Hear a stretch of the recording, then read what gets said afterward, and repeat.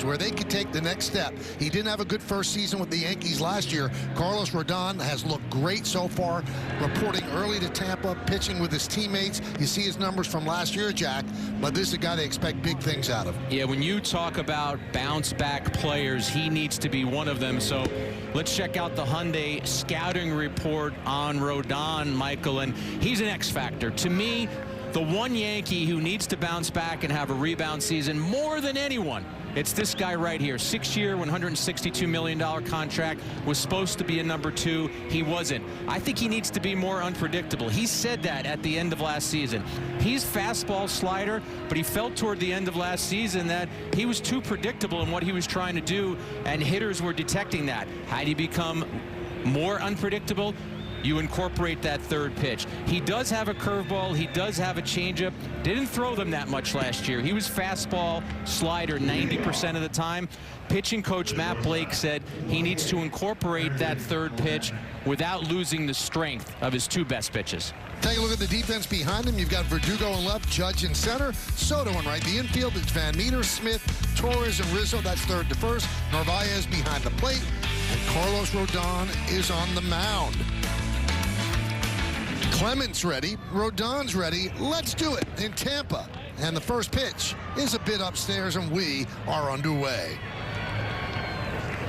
Ernie Clement leading off for the Toronto Blue Jays. Coming to the game 0-1. Yankees won yesterday in their first spring training game, 22-11. That one is drilled deep to left and a foul ball, so the Yankees are 1-0.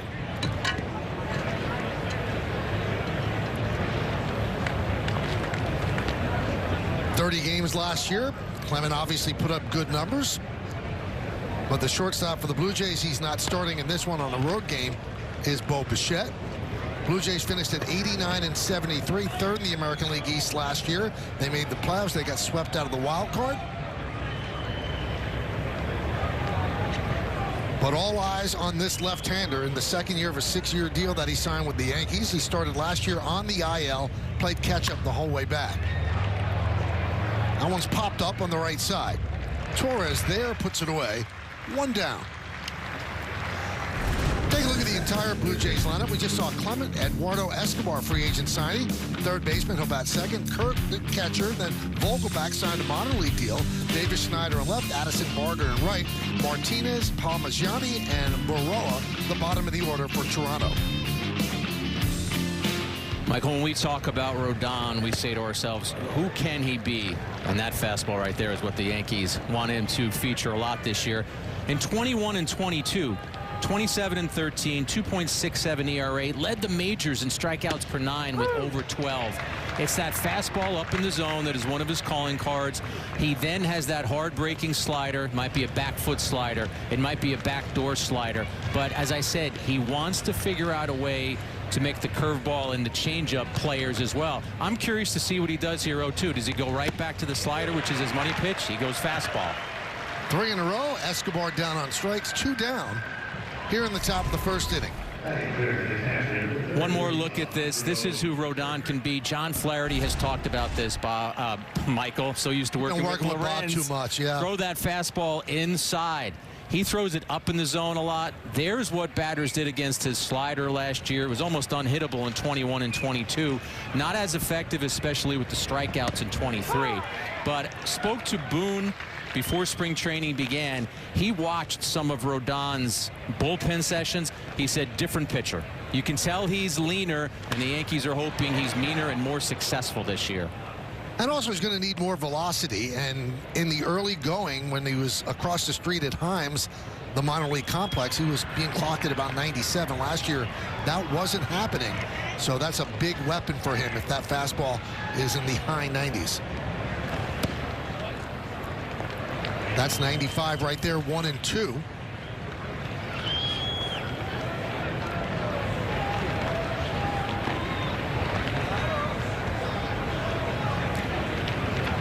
Rodon shakes off Narvaez in a timeout. Hey, we are absolutely thrilled that you can join us for this whole exhibition season. We're doing 25 games on Yes, and then our usual games during the season. Our 23rd year of the Yes Network broadcasting Yankee games, and we're thankful that you could be part of it as Kirk goes down on strikes. The Blue Jays go down in order against Rodon. And we're going to get a very close look at Juan Soto as he bats second in the bottom of the first inning. And before the game, Meredith Morakovitz caught up with the newest Yankee. Juan, Yankees fans are going to get the opportunity to see you in pinstripes in the field for the first time this season. Is it meaningful for you to put that uniform on? It's going to mean a lot, you know, just get that feeling of the first game, spring training. You know, we're still in spring training, but it feels good, you know, to be here, to share the fields with these guys and get the same dimensions of Yankee Stadium. So I think it's going to be pretty good. Well, you've been sharing a BP group with Aaron Judge, and it looks like you guys are having a little bit of fun out there. Is there some friendly competition going on? Yeah, it's always a good competition. You know, we try to make it interesting on the batting practice and everything, just to make sure we transfer that to the game. I think we've been doing a great job so far. Aaron Boone has you penciled in batting second today. Do you care where you hit in that order? Are you comfortable hitting second? Yeah, I feel good. I'm confident right there. I did that for the most part of the last year, so I think I'm pretty comfortable right there. You seem like a guy that certainly likes the spotlight and excels when the lights are the brightest. What do you think allows you to do so? I mean, it's just I like to be right there. I like to be up when we need to get a run and bring the guy in. I think that makes you great. That's the great part of the game. Even if I fall, if I miss the chance to get the job done, but I want to be up there. So I think that's good for me. What's one thing you want Yankees fans to know about you? That I'm gonna play hard every day. It doesn't matter if I'm doing good or I'm doing bad. I'm gonna be bringing my 100% every day, no matter what. Juan, thanks for the time. We look forward to watching you this season. Thank you. Send it back to you, Michael. All right, thank you, Meredith. Every day is the operative phrase. He was the only outfielder in Major League Baseball last year to play 162 games. And Yankee fans getting a first look at him. This is one of the best players in baseball, and at his age, he is one of the best players in baseball history, and that's not hyperbolic at all. When he did a press conference introductory, Michael, he wore a T-shirt that said generational talent or generational player, and that's who Juan Soto is. It wasn't an exaggeration for him to wear that T-shirt because it's true. Cole talked about him having better command of the strike zone than anyone he's ever seen. Judge says he almost knows what's coming out of a pitcher's hand. So it is going to be a delight for Yankee fans to see Soto get 600-plus plate appearances this year. So he's waiting to make his offensive debut, and here's Verdugo making his offensive debut in the count 1-1 against Bowden Francis. Blue Jay right-hander. Top of the order for the Yankees, Verdugo, Soto, and Judge. That one is grounded and past a diving Palmaggiani and down into the right field corner. And Verdugo hustles around first. He'll go to second. And that is a Verdugo specialty. He is a doubles machine. Yeah, Francis trying to come inside on Verdugo. He is able to get that double, but now Soto steps to the plate. And even though it's only spring training, Michael, this is a spine-tingling moment if you're a Yankee fan, because you're excited to see who Soto is and what he can provide for the Yankees this year. Sure, these games don't mean anything towards your 2024 record, but you're envisioning what Soto will mean to that lineup. And there's a strike, drops a breaking ball in there. 0-1. He has an uncanny eye at the plate, walks so much, incredibly high, over 40% on base percentage each and every year. Takes a lot of pitches. That one is grounded to second base. He fell getting out of the box. As Martinez gets him at first, Verdugo will move to third. So he moved the runner over. That's what you want to do in baseball. Let's take a look at the swing. And you're right, Michael. After the follow-through, as he moves to get out of the box, we see him slip based on the way that he ran to first base and got himself up and out. Don't think that's anything more than a little bit of a slip. We'll keep an eye on it, but Judge now in the box. Judge crushes one into left center field. That's going to be in there for a base hit. Baroa cuts the ball off. A run will score. An RBI single for Judge, and the Yankees are on the board. It's 1-0.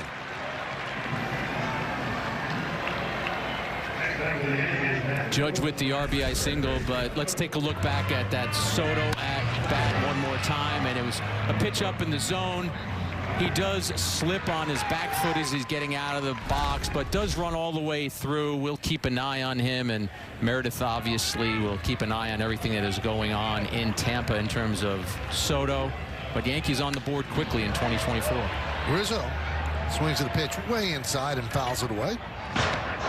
Michael, I like Soto 2, Judge 3. I know you and I have had a debate about this. I like Soto with that lifetime on-base percentage of over 400, hitting in front of Judge, who is your home run hitter. I think it's going to work well for the Yankees. 0-1 on Rizzo.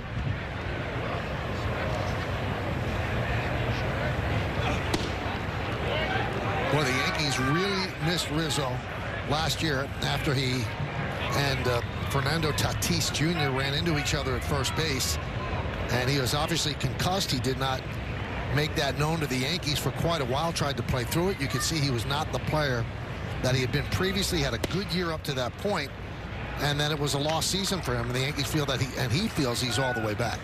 53 games before the concussion issues, 11 homers, an OPS of almost 900. After that, 172 with 1 homer and 169 at-bats.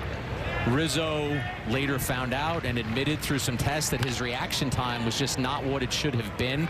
So he was basically a handicapped, I'll put that in quotes, player coming up to the plate. He wasn't himself. Everything that Rizzo and the Yankees have said about him going forward this spring, they believe he'll be a complete player in 2024, and you're talking about someone who is so vital to what the Yankees are trying to do. Rizzo rips one to right field. It's a base hit. That's going to go into the corner. Judge round second. He'll go to third. He'll stop right there.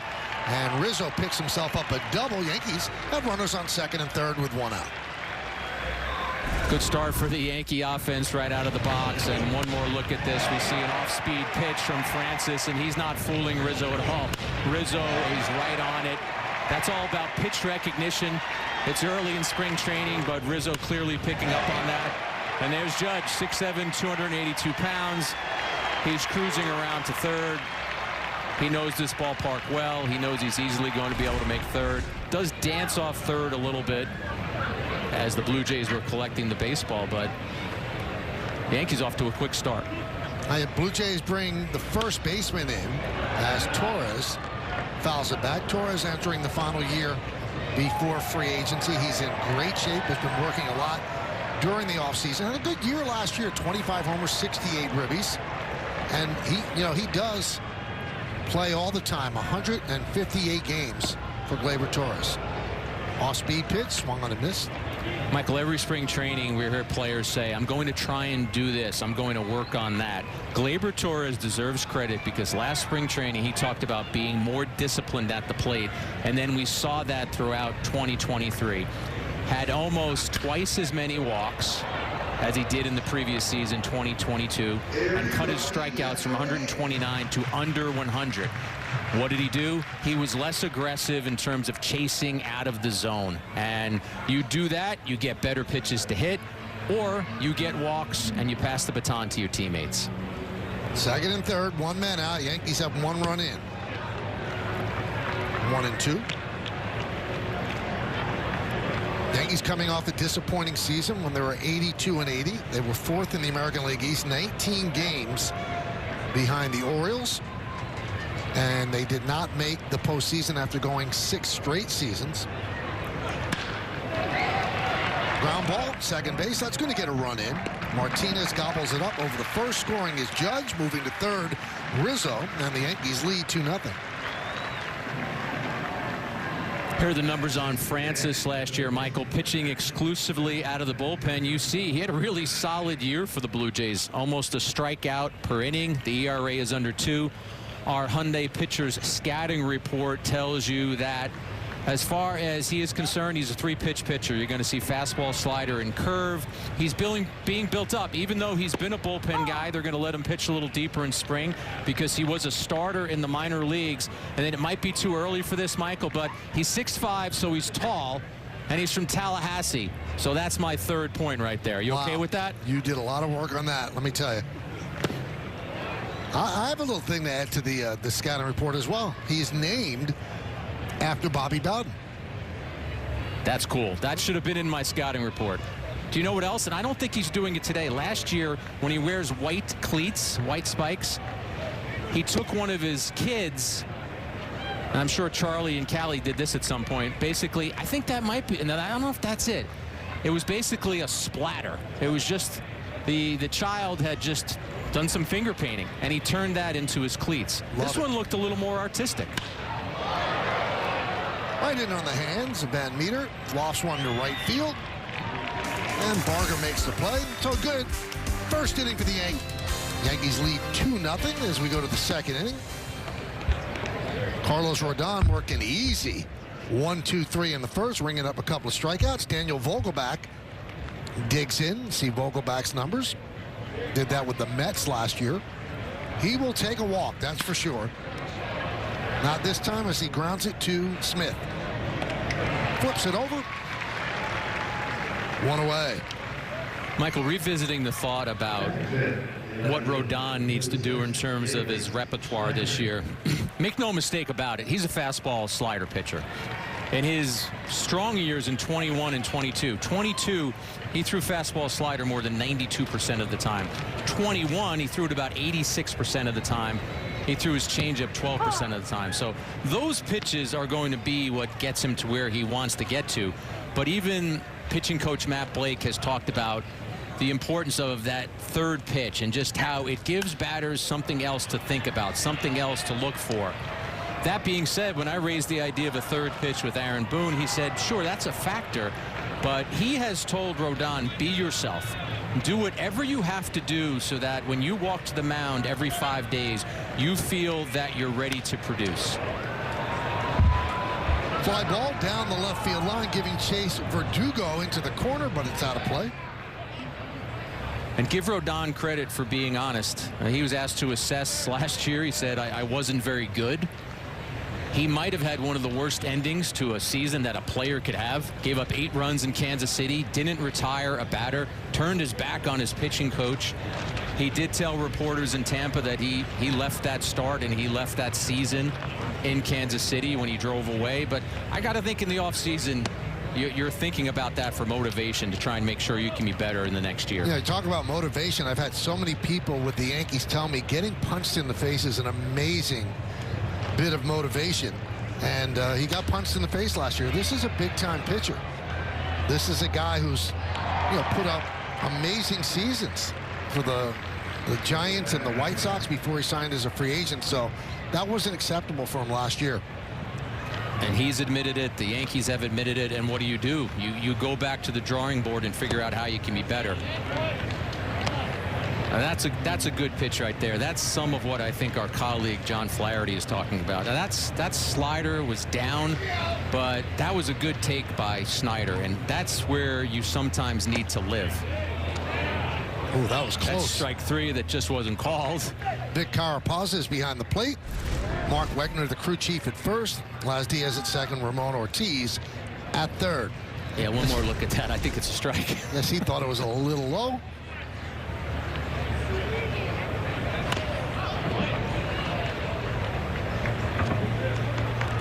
Rodon has also gotten rid of the mustache from last year, so he's changed a lot. Looks different. As Jack said earlier, looks like he's in more of a leaner frame than he was last year. Swing and a miss. Dials up the fastball. Third strikeout for Rodon. Looks good so far, Michael. The fastball has got life on it. And you're going to see this right here. I love what he did here with Schneider. He went back to back. He went slider, he missed with a fastball, and then he just elevated the fastball a little more. That's a great job of pitching by Rodon, going with his strengths.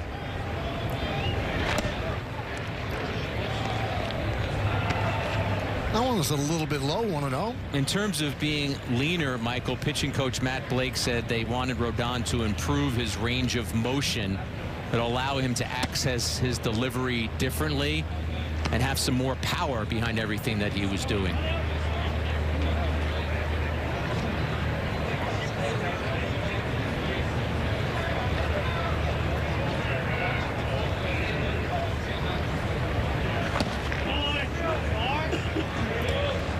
good pitches there, but just out of the strike zone. So 3-0 on Barger. Conquered 3 levels in the Blue Jay system last year. There's a strike.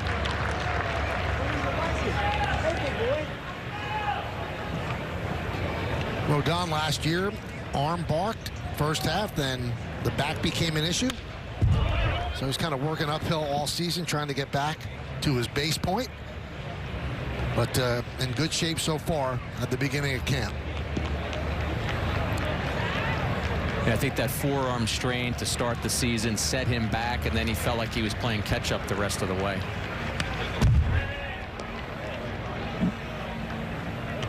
That's another good pitch on 3-2, Michael. Just right in on the hands with Barger.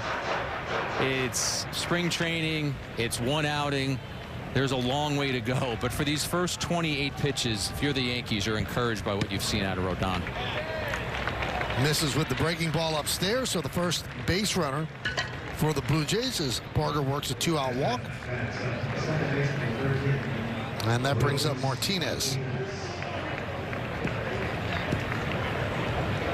Rodon, by the way, throwing to Narvaez today, someone who will probably start the season at AAA. Yankees added him to their 40-man roster in November.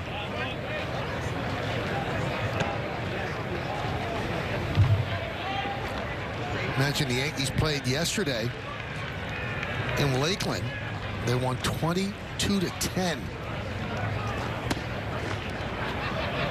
A 470-foot home run by one of their top prospects, Spencer Jones. And we'll see Spencer a little bit later in this game as Narvaez wants to talk with Rodon. Rodon went 3-0 on Barger, came back. Now he's 2-0 here on Martinez. So 31 pitches, 19 strikes for the Yankee left-hander. One thing that Rodon has also talked about, Michael, was his emotions. He's an emotional player on the mound. He's got some swagger, he's got some volatility, and that both guides him and motivates him and pushes him. But he wondered last year if maybe sometimes a little too much, and he has to temper it. He talked about it being a fine line of when to know to use that to his advantage. So a shot of Yankee manager Aaron Boone. We will talk to Aaron in the 4th inning from the bench.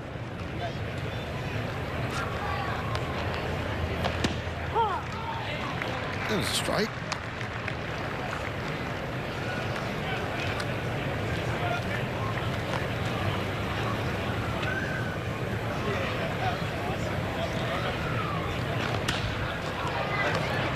Three and two. 2-3-0 counts for Rodon. Battled back to 3-2 in both instances. He walked Barger. Let's see what he does with Martinez right here. So Boone told Meredith Marakovitz that Rodon's had a max of 50 pitches. And another walk, so 2 straight walks after retiring the first 5 batters, and he's at 35 pitches. So 15 more in his first spring training start. And that'll bring up Damiano Palmajani. AA and AAA last year. Shows some power, 23 home runs. Barger is at second. Martinez at first. Yankees up 2-0 in the top of the 2nd inning. Our first spring training broadcast of the year on Yes. We'll be back with you again tomorrow. 1, Yankees and the Twins from Tampa. And that clips Palmajani, and that's going to load the bases. So just after I talked about Rodon's first 28 pitches being exactly what the Yankees would want them to be, a couple of walks and a hit batter load the bases. But Michael, your spring is not always going to be smooth sailing. So as much as you want to dominate, you also want to be in situations that you're going to be in the season. Well, Rodon is in one of them. And now that he's loaded the bases, he's facing the number 9 batter in the order. If this is a regular season game and you're Carlos Rodon, you've got to attack right now. You have to go get the number 9 batter in the order, get yourself out of this and come out of it unscathed. Throws a strike as Baroa fouls it back, and the count 0-1. Bases loaded, 2 men out. Yankees up 2-0. Yankees with an RBI single by Judge in the first, followed A couple batters later by Gleyber Torres, RBI groundout. 0-2 with another foul ball. And he's done exactly that in going after Baroa, just going straight fastball, going heat at this point, jumping ahead, not wanting to fall behind as he did for the previous batters.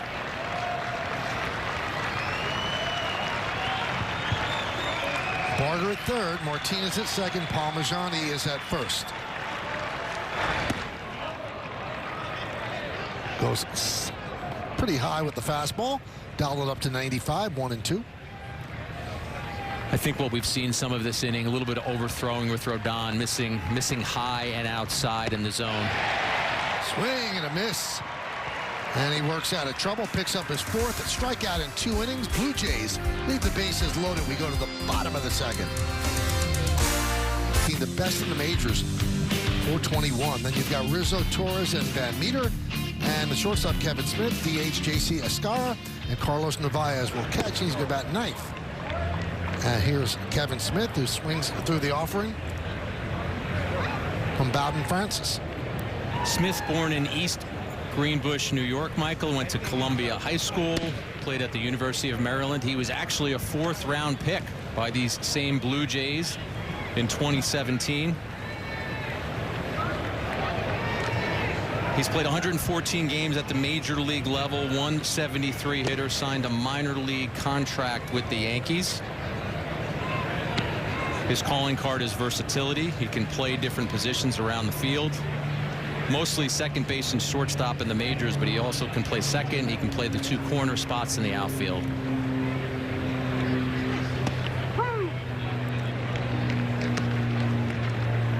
Now, a guy like that was on the Yankees last year, Isaiah Kiner-Falefa, has signed as a free agent with the Blue Jays. And with Matt Chapman as a free agent looking like he's not coming back to the Blue Jays, it looks like IKF is going to be the starting third baseman for Toronto as Smith goes down on strikes. I watched some of that Blue Jays game yesterday, and IKF started at third base, and Buck Martinez, their announcer, was talking about exactly what you just said. So IKF got himself a 2-year deal. He does have a gold glove on his mantle from playing third base for the Texas Rangers, so he finds new life with a division rival. It is strange with the Blue Jays, though, because they don't have many outfielders. They just don't have a lot of depth in the outfield. They're trying to look for some of those. So that's going to be something that they'll look at, and IKF proved last year that he can play the outfield, but looks like he's penciled in for sure as their third baseman. JC Escarra, Michael, been out of baseball, professional baseball since 22, had to go the independent league route, played in the Atlantic League, played in Mexico. Yankees signed him to a minor league deal. So he's a new face coming in the Yankee clubhouse, you would presume, right? Mm-hmm. So I did a little research. If you pull up the Miami Herald from May 22nd, 2013, as Escarra lines a single, the all-Dade County high school baseball team, Nestor Cortez and J.C. Escarra were both on the all-Dade County team in 2013. Escarra was the DH, hit over 400. I'm going to take one more look at that swing. And Nestor was a great pitcher. His team didn't support him because he was 4-3, but he had a 1.33 ERA. So Nestor was at Hialeah, and Escarra was at Mater Academy. Narvaez takes high.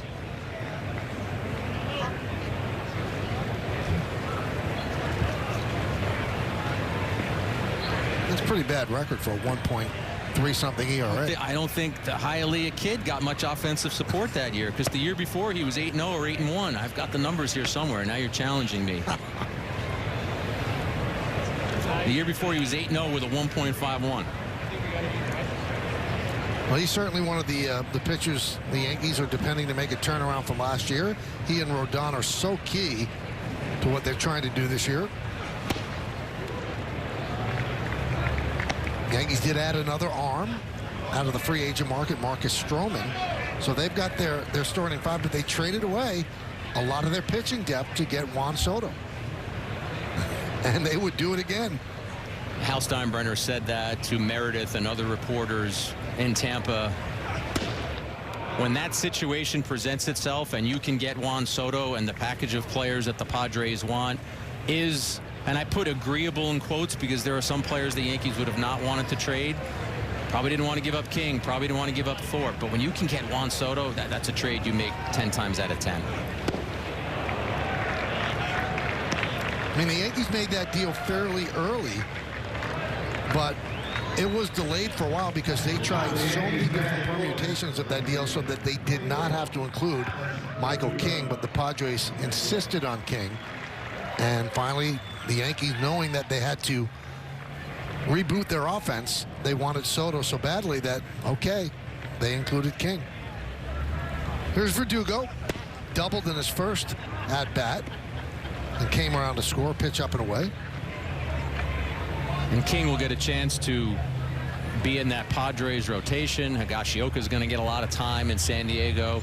Drew Thorpe potentially has a bright future ahead of him, but it's Juan Soto. It's a future Hall of Famer. Your offense was stagnant last year. You needed that left-handed hitter. The best left-handed hitter in baseball was available. So Brian Cashman and the rest of that front office enacted that deal. And do you know what I think helped make that deal come to fruition, Michael? The fact that the Yankees and the Padres had spoken at the trade deadline last year. Fly ball, right center, and the catch is made by Barger, and that'll do it. No runs to hit, one man left. Let's go to the third. So far here early on. Yeah, I think he's just moving a lot better. He got here early in January. He was working with our guys, Sam Breen, Desi Druschel, for all of January. And feels like his body's in a good spot. The delivery looks like it's in a good spot. Intensity level's been up from where we saw it last year. So far, so good. What do you attribute that increased intensity to?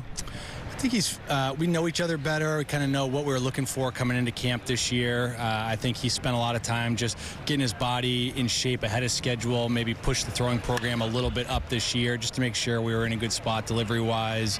I'm just accessing a little bit better range of motion in his lower half, and seems like it's ended up giving us a better direction in the delivery. You mentioned the lower half. Anything aside from that change from last year with his delivery so far? Maybe just a little bit of direction at times, maybe just a little open last year, maybe showing the ball a touch early. So I think just with the life on the fastball, it looks like he's keeping his direction a little bit cleaner behind the ball, and it seems like that there's a little bit more, another gear to it. Well, that was the interview of the day, brought to you by your local Ford stores. We thank Meredith and Matt Blake, the Yankee pitching coach. Michael, I take something out of that interview. Great job by Meredith to ask that question. When Blake's saying maybe showing the ball a touch early. If you're a two-pitch pitcher and you might be showing the ball a touch early when it's already a 50-50 proposition for a lot of hitters, I think Matt Blake is telling you right there that some modifications needed to be made, some revisions needed to be made. So interesting little tidbit provided by the pitching coach about how Rodon can be more successful this year by potentially hiding the ball and keeping it out of the view of the hitter a little bit longer.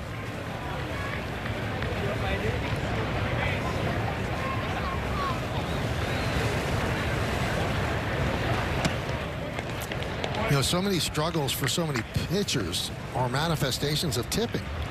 And, you know, players around the league are so good at it. It's not cheating at all. It's gamesmanship, and you have to be able to scout your own guys to see if they are indeed tipping. So showing the ball a little early means that you are tipping what pitch is coming.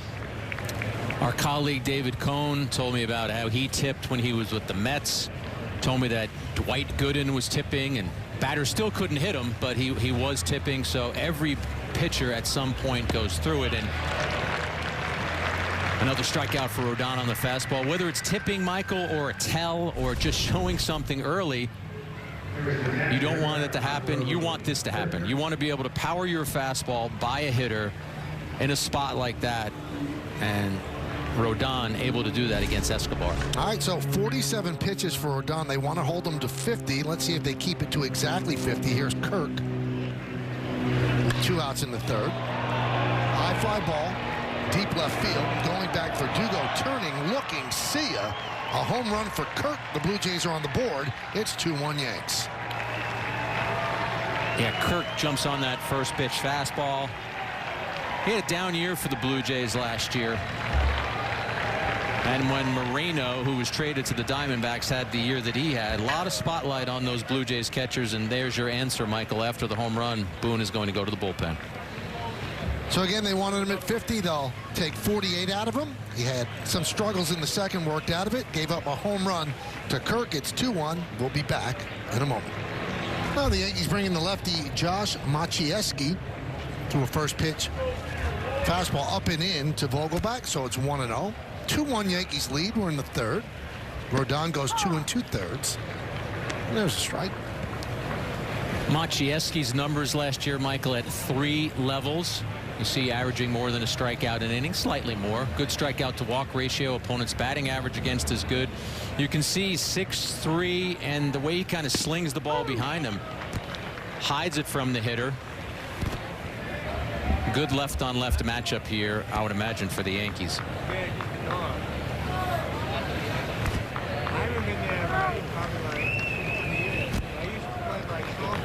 10th round pick out of UNC Charlotte in 2018. He's played Hyde Park there. He sponsored it. That was good back in the day. Two-way, 1-2. Where was that? Woo. Like a pretty good pitch, but Vic Carapazza didn't think so. 2-2. If we had the automated ball and strike system, this one would be challenged by the Yankees and by Maciejewski.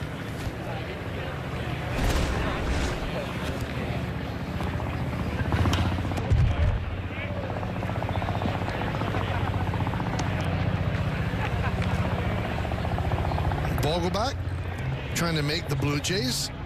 Non-roster player right now. Played with the Mets last year.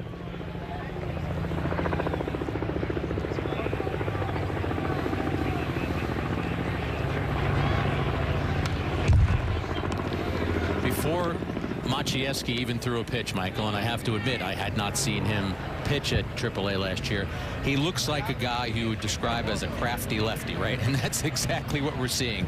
Sinker, slider. He has a changeup as well. He's about deception. He's coming in here and trying to deceive hitters. Another just miss. Always took offense to the fact that a righty can't be crafty. Why not? Well, maybe a righty can have some guile. But not craft. Not craft. Gotcha. 3-2. Drops in the breaking ball for a strike. Maciejewski strikes out Vogelbach. The Kirk home run puts the Blue Jays on the board. 2-1 Yanks. Which we've needed for a while now. You know, having faced him and not really had, not really had a ton of success, to be quite honest. Very thankful that I don't have to pitch against him, and very thankful that he's on our side and excited to see what he can bring. Well, that is the overwhelming feeling amongst the Yankees about Juan Soto, who will lead off the bottom of the third. And Mitch White, the new pitcher, deals a strike. Montefiore Einstein scoreboard, 2-1 Yankees. Soto grounded to second in the first and slipped coming out of the box. In there for a second at bat. It's always interesting to me, Michael, when players of the stature of Cole and Judge talk about someone else, and they do it in such a reverent way. And what Cole and Judge just said there about Soto tells you the level and the pedestal that they put him on, and it's rightfully so. This is a player who made his debut when he was 19, finished second in the Rookie of the Year voting that year to Acuna Jr. He's played just shy of 800 Major League games, 160 homers, close to 500 runs batted in. But how about this? A guy who hits with that much power, 640 career walks, 577 career strikeouts. He puts the ball in play, and he forces you to throw strikes. Slice the other way. Foul ball. Here's another one. I mean, you could just have these eye-opening stats about Soto. Players 150 more home runs and a 400 or better on base percentage through their age 24 season. In big league history, Jimmy Fox, Mickey Mantle, Mel Ott, Albert Pujols, Mike Trout, and that guy, Juan Soto. That's why when you say, or I say, his career is on a Hall of Fame trajectory, it's not hyperbole. And that's an example of who Juan Soto is right there. White trying to get him to chase on that 2-2 breaking pitch, and you could see Soto just stared it right into the glove, not even biting.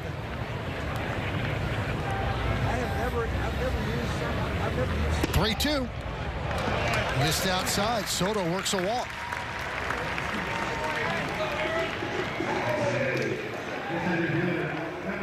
There's what I just spoke about. So there's 3 Hall of Famers. Pujols is going. Trout is certainly on that trajectory. I'd say very good chance he'll be there. And Juan Soto, barring injury, is certainly putting a resume together that will one day end up on a plaque in the plaque room in Cooperstown. 25 years old, doesn't turn 26 until October. Yankees know they have him for this season. They would love that marriage to continue. Hal Steinbrenner was asked about that during spring training, and he said his preference is not to negotiate because it could become a distraction, but if both sides ever wanted to come together, it would be something that he would consider. Yankees want to enjoy what's in front of them right now, and that's Juan Soto in 2024. 1-1. Judge with an RBI single, left center field in the first inning. Yankees first run of the game.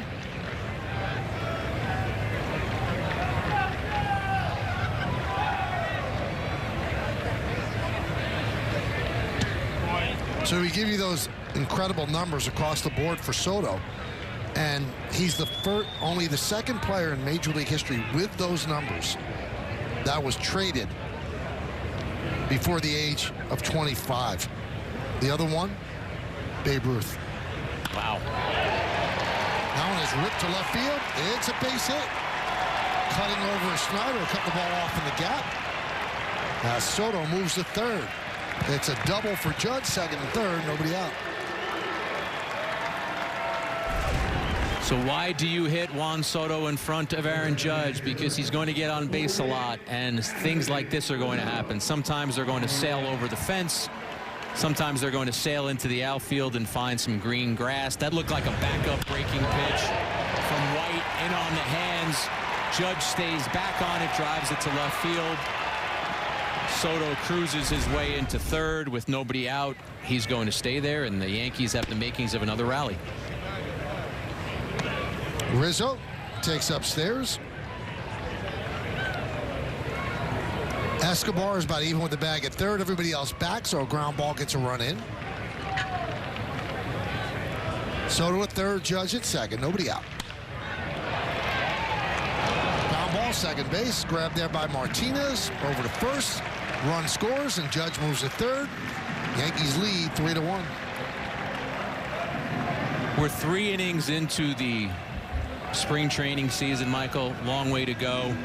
But I do find it noteworthy that the Yankees have already scored 2 runs in this game based on productive outs. Torres with a ground ball in the first inning.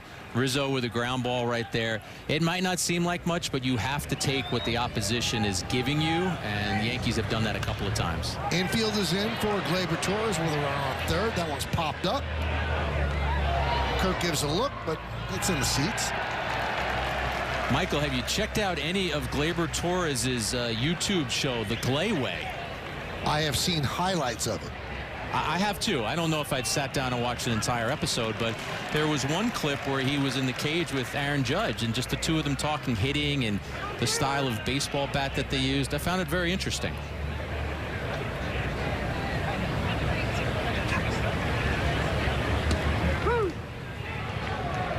Gleyber sporting a mustache as spring training was opening first couple of days, and then they had picture day and it was gone.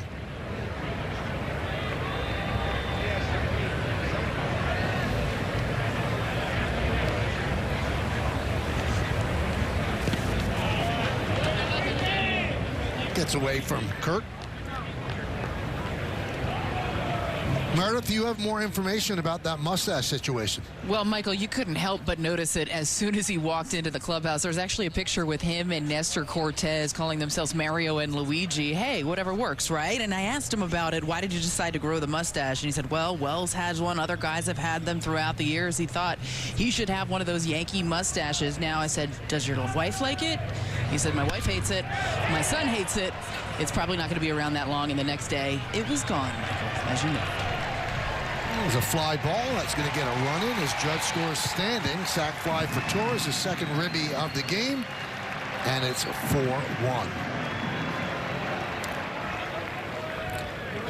Well, I'm excited to announce that the Legends of Baseball will be having their second annual baseball cruise on the Celebrity Cruises Apex on December 7, 2024. They'll be visiting Key West, Bimini, the Dominican Republic, and the gorgeous private island of Labadee in Haiti. The Legends will include Nestor Cortez, Mickey Rivers, Jesse Barfield, Ron Bloomberg, and my colleague Jeff Nelson, and many more.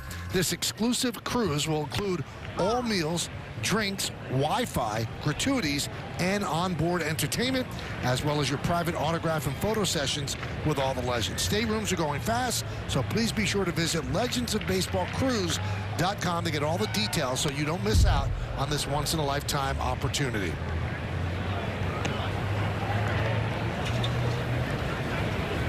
Josh Van Meter at the plate for the Yankees. Playing third base today. Last year at AAA with Milwaukee, 209 batting average, 6 home runs, drove in 22. He's played in the majors with the Diamondbacks, the Reds, and the Pirates, trying to work his way back to a major league spot. Ripped into center field. Baroa makes the play, and that'll do it. But the Yankees get 2 runs on a hit. Nobody left on base. 3 in the books. It's to 10. Fourth inning, we get a chance to talk with the manager of the New York Yankees, and that is Aaron Boone. Hey, Aaron, how you doing? Great. Greetings from Tampa. Beautiful down here. Seventh season. Does it seem like 7 seasons? Yeah, that's gone fast. So no, I don't know that it does feel that. Seems like I just got here, but exciting time of year, that's for sure. All right, so let's ask you right off the bat about Carlos Rodon. Rung up a lot of strikeouts, struggled a bit in the second, then gave up the home run, but obviously looked better than he did at the start last year. Yeah, he's looked much crisper, much better in his delivery, just in a better place physically, obviously, right now. So another important step for him, obviously getting up to, I think he ended up throwing 48 pitches there, kind of pulled that last cutter down and in. But yeah, he's done a nice job this winter, and excited about where he's at so far. Aaron, I think this goes without saying. He's such an X factor for you guys because of who he can be and who you guys expected him to be. If Rodon can pitch the way he did in 21 and 22, what does that mean to what the Yankees are trying to accomplish? Well, obviously we know as Schneider skies one to center. Look, obviously, you know, we brought him in here. He's been an outstanding pitcher in this league. He's still very much in the prime of his career. And obviously, you know, last year did not go anywhere close to how he or any of us expected, but he's worked his tail off to put himself in a position. He's laid a really nice foundation for himself, and I just want him to focus on, you know, today was about getting ready to pitch. You know, he knew he was probably going 3 ups and around 50 pitches. Like, now it's start back on that process of getting ready for his next start, and focus on that. Focus on going to the post every 5th or 6th day. And I really feel like if he can do that and continue to check all his boxes and continue to lay his foundation as he goes through the season, I think if we look up in the end, the numbers will be there. But that's what I want his focus to be. Luke Weaver in for the Yankees. 1-1 count on Barger, and that one's fouled back. 1-2. 82 and 80, and not making the playoffs last year, Aaron. How much is that serving as motivation for this team and for you? Here's what every spring I come in, like, we've aspired to be a champion, and that's no different this year. And you'd like to think that you don't need any extra carrot putting this uniform on in this league, and what we've had the opportunity to do every year. Now, I can just say, taking witness to what the guys have done this winter, and especially having, you know, a fair amount of guys that, you know, dealt with different injuries at different points of the season last year. Like, to me, there has been a different edge to the way these guys have prepared this winter, and even early on this spring, like so many guys being over at Himes preparing, and what we've seen here early in camp. So I do think it's been a motivating factor. But anytime you put this uniform on and you have the opportunity to do what we do, you shouldn't need much motivation. Aaron, you look at the addition of Soto, and Michael and I have been reading off statistics and playing clips from some of his teammates, but when baseball people are in the dugout and watching Soto at the plate doing what he does, what are the kind of things that you guys are saying about Juan Soto? Well, when he went on deck for his first at-bat in the first inning, I just turned to Brad Ausmus. I said, man, he looks good in that uniform, and I'm glad I get to watch it in our uniform this year. Uh-oh, hook.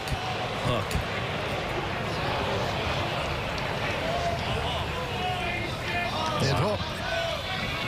I think it was fair. Don't tell anyone. You have a good angle. You have a better angle. I have as good an angle as you can have. Let's see. No, it looks like it's foul by just an inch. Jeez. All right. So beyond the wardrobe and the fact that he looks good in pinstripes, yes. What other things are you guys sharing about the magnificence of Juan Soto? Yeah, I mean, I just think, look, at its best, I mean, he is the poster child for the kind of at-bats I want our guys to have, and that's just however the at-bat ends, walk, homer, base hit, ground, whatever it is. Like, you want that at-bat to feel like a battle, a war up there.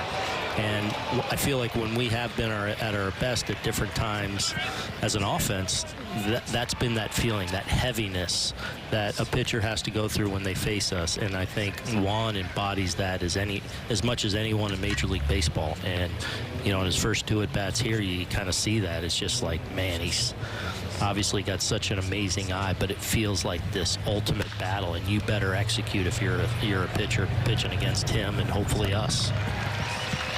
Palmajani grounds out, so we only have Aaron Boone for a short while, but we thank him nonetheless. We'll talk. Been some chilly weather in Florida, but today it's beautiful in the 70s, and people out at the beach, and a full house at the ballpark as we start the fourth inning at George M. Steinbrenner Field. And an 0-1 count to start it off.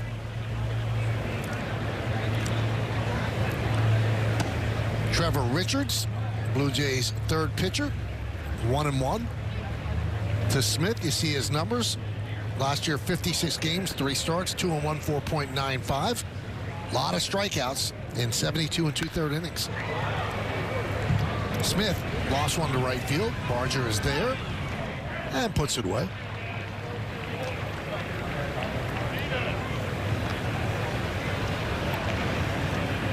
So we speak to Boone. Now, when you read all the preseason publications, which I love, it's like one of the rites of spring, all the different websites and things like that. When you talk about managers that could be on the hot seat, the guy in the other dugout is considered to be on the hot seat, John Schneider, although they made the playoffs last year, a questionable decision in Game 2 when he took out his starter way too early, and it kind of backfired. They didn't score anyway, but they ended up getting swept by the Minnesota Twins. But Schneider, you know, obviously with a talented team, is expected to go far this year. They have a very good pitching staff. Right, you get there, that's the goal, but then once you get there, obviously every manager and every team is judged on what happens. And in 2022 and in 2023, the Blue Jays were knocked out in the first round in 2 games in both times. You go back to 2022, the Mariners swept them, and that included the Blue Jays blowing an 8-1 lead in Game 2 of that series. The Blue Jays were talking World Series at that point, and it didn't work out for them. And the pitcher that he took out in Game 2 last year was Jose Barrios, who was really dealing.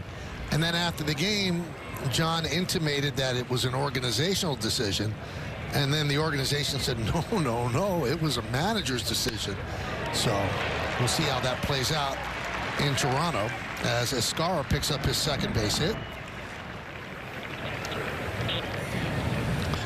Now, PECOTA is a website that obviously projects what the standings are going to be, and they have the Yankees winning the American League East with 94 wins, the Blue Jays second with 88, then the Orioles, who won 101 games last year, 87 and 75, same record as the Rays, and the Red Sox are projected to finish last. Now, PECOTA gets it right a lot, but they do get it wrong as well.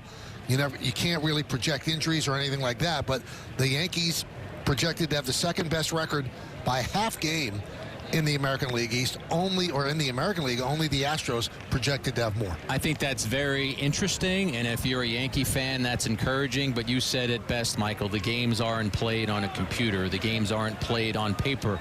The Yankees would be the first to say that. To quote Aaron Boone from this spring training, he has said the Yankees have a chance to be a special team, but they have to go out and show it. So that's what's going on with the Yankees right now. Meredith has reported on this. You've mentioned it on your radio show, the building of a foundation of how so many Yankees showed up early in spring training, performing at the minor league complex to get themselves ready. I think all of that leads you into a team that could be a postseason team, but you have to go out and do it. Last year, the Yankees were projected to win almost 100 games, and they won 82. So those projections are interesting, and I think we all look at them and take what we want to take away from them, but the team has to go out and actually do it. Well, last year at 82-80, as Jack mentioned, through June 4th, they were 36-25. So that projection looked like it was going to happen. But on June 3rd, Aaron Judge hurt his toe running into the wall at Dodger Stadium. Well, they finished 46-55. Can one man mean that much? Well, when it's Aaron Judge, it does mean a lot. Combined with all the other injuries, Jack, it wasn't just Judge. It was Rizzo. It was Cortez. It was Rodon. A lot of significant players. Jose Trevino missed many, many games, and that led to 82-80. And it was LeMahieu having a bad first half. It was Stanton having a bad first season. So when you lose your all-world player in Judge, the production has to come from somewhere else. Gleyber Torres produced, but there are the numbers, and some of them that you mentioned right there, Michael, go to the bottom. They had the best bullpen ERA in the majors, but that 82-80 record is not what the Yankees are expecting. That was their worst record since 1992. Hal Steinbrenner the other day said it was embarrassing. He said, I don't think there was one person in this organization who wasn't embarrassed. And he pointed out that 82-80 was a big motivation for the team to perform well in 24. And Michael, you talked about the Judge injury and that record. That record at that point was comparable to the Dodgers and the Astros. And so that shows you who the Yankees were at that point in the season and then how far they fell after that. And that third line on that graphic, their pitching held up. I mean, they really had to go deep into their depth, but they just didn't do it offensively. That's one of the reasons they made the trade for Soto. They didn't score runs. Their batting average was the second worst in baseball to the Oakland Athletics, and the A's weren't trying. So that's why they needed to bolster the offense. They got Verdugo sitting with Judge right there, and Soto as well, and they're getting back a healthy Judge and a healthy Rizzo. Regarding their pitching, Cole was great. He won a Cy Young, and we see a walk there for Narvaez. Schmidt had a nice rookie season after a struggle, but the rest of their rotation I thought was disappointing. They ended up using 13 starting pitchers last year, and that sort of shows you heading into this season how important that depth is going to be, because you're always going to need more starters, and that's where someone like Luke Weaver or Clayton Beeter or Chase Hampton or Will Warren or Luis Heel, who pitched yesterday, all of those pitchers have a chance to be involved in what the 2024 Yankees are doing. Well, Verdugo's day is over. Elijah Dunham at the plate, 0-1, with runners on first and second.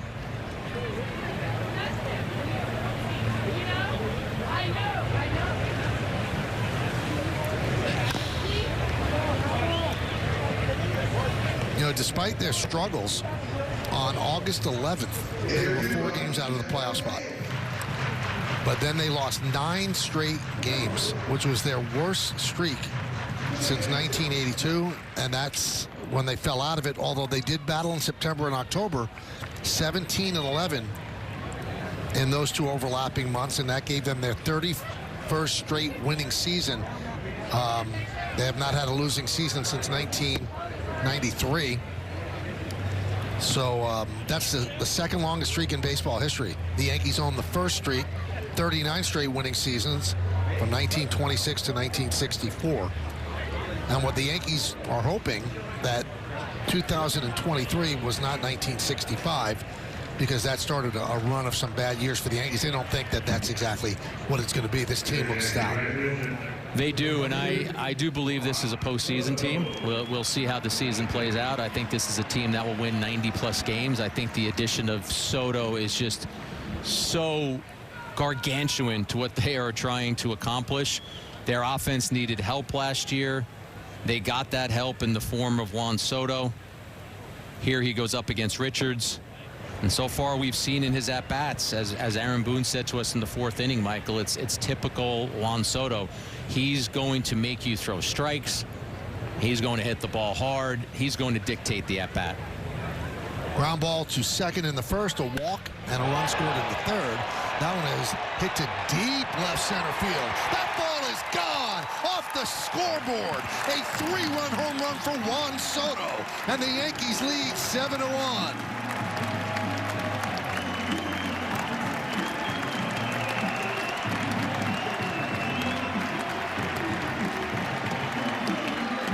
Talk to Paul O'Neill about Soto's power and whether he should try and change anything now that he's hitting at Yankee Stadium. And Paul said, no, his power plays anywhere.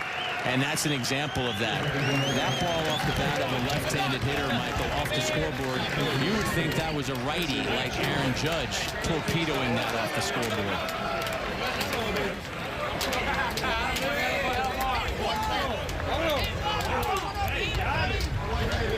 I know it's cliche, but Jack, that's why they got him, for bats like that.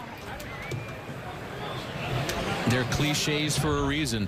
We had just said in terms of the at-bat against Richards that Soto dictates the at-bat, and he got a pitch that he was able to extend his arms on, and it's such easy power.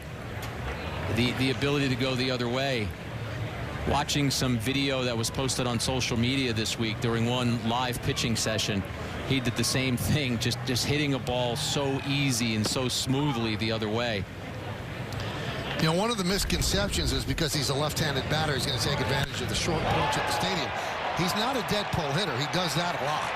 Yeah, and I think it would be a mistake for him to try and do that. We see one more look at it. Richards trying to go up and out against Soto, keeping the pitch away from him.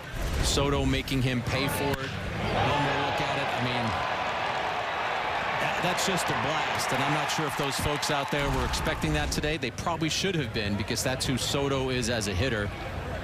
And of course, once you hit the ball there, you get the American League's all-time single-season home run leader to give you an analysis of it, Michael. Spencer Jones hitting for Judge. He had a 470-foot home run in Lakeland yesterday against the Tigers. 470 feet, and he's almost, people are referring to him as Aaron Judge Jr., you know, left-handed version. He's about the same height. He's got unbelievable speed. He's a plus-plus defender in center field. And you see what he did last year at 2 levels of the Yankee system. He loops that one into center field. Probably a broken bat, but he'll take it for a single. And when the Yankees have had conversations with other teams, Michael, about potentially trying to add a pitcher, Spencer Jones's name comes up, and he is a player. A little change up there, almost like a knuckleball from Richards. That had a lot of movement on it. Jones stays with it, knocks it into center field. But even Hal Steinbrenner brought his name up along with Warren and Hampton, essentially saying, I'm loath to trade these younger players, these top prospects that the Yankees have. Well, Pete Walker has seen enough of Trevor Richards and the Yankees. Ryan Boyer on a relief for the Blue Jays. First pitch to Anthony Rizzo, foul back, so the count 0-1. Runner on first, 3 runs in on the Juan Soto home run. I got some numbers, Jack. You ready? Shoot. 110.1 miles per hour exit velo on Soto's home run, and it traveled 428 feet the other way. Numbers on Boyer in 3 levels last year.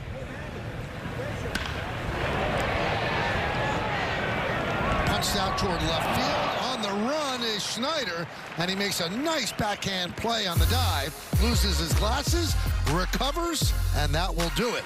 But not before the Yankees score 3 runs on that swing. Going the other way, off the scoreboard and right. Juan Soto bringing his big bat to the Bronx, homering for loud home run by Juan Soto, giving the Yankees a 7-1 lead on the Cadillac scoreboard. Luke Weaver in for a second inning of work and drops a breaking ball strike in there, 0-1 against Baroa. And we talk about pitching depth, Jack. Luke Weaver, if you want to put numbers on things, he's a Yankees 6th pitcher. He's their 6th starter. They'll do their best to keep him stretched out in spring training, but I think he becomes one of your pitchers out of the bullpen that can give you multiple innings. Really small sample size with the Yankees last year, but they liked what they saw. He's a kitchen sink pitcher. Fastball, changeup, cutter, curve, slider, sweeper. You're going to see it all from Weaver, and with all of those pitches, he's about deception, although his fastball is still going to be about 94. He's going to be able to go out there and give you some multiple innings, which I think is what the Yankees are looking for. They like the swing and miss ability, again, that they saw out of him last year in a small sample size. Just missing out, Jack. There are 2 really good starting pitchers still out there on the free agent market. The reigning National League Cy Young Award winner, Blake Snell, and a guy who helped the Texas Rangers win a World Series, former Yankee Jordan Montgomery. Still out there, still available to anybody, as that one is driven into center field. Catch is made by Jones.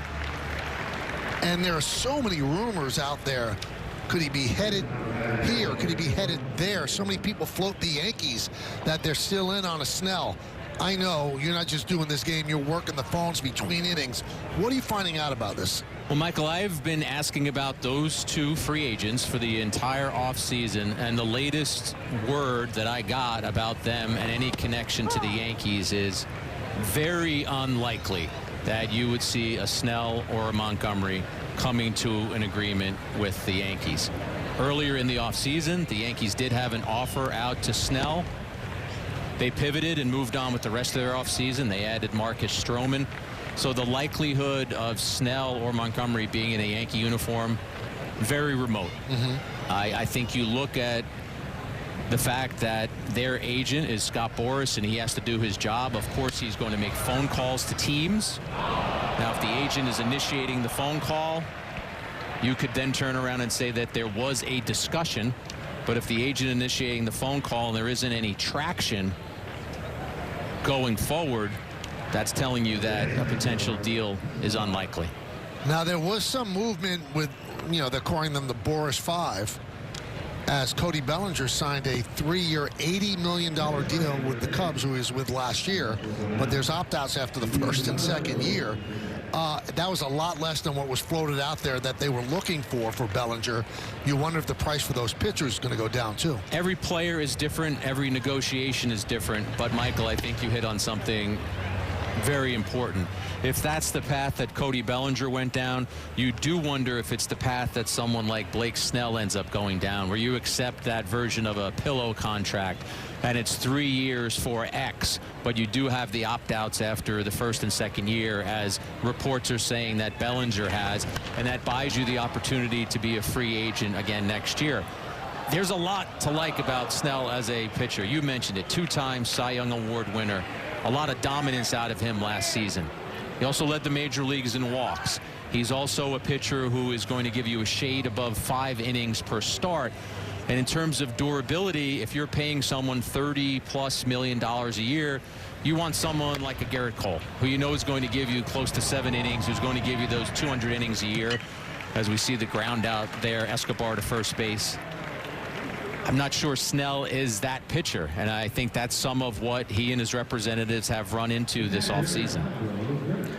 And one other thing to note, the Yankees, the Dodgers, and the New York Mets are over the top threshold, which means that anything they spend is taxed at 110%.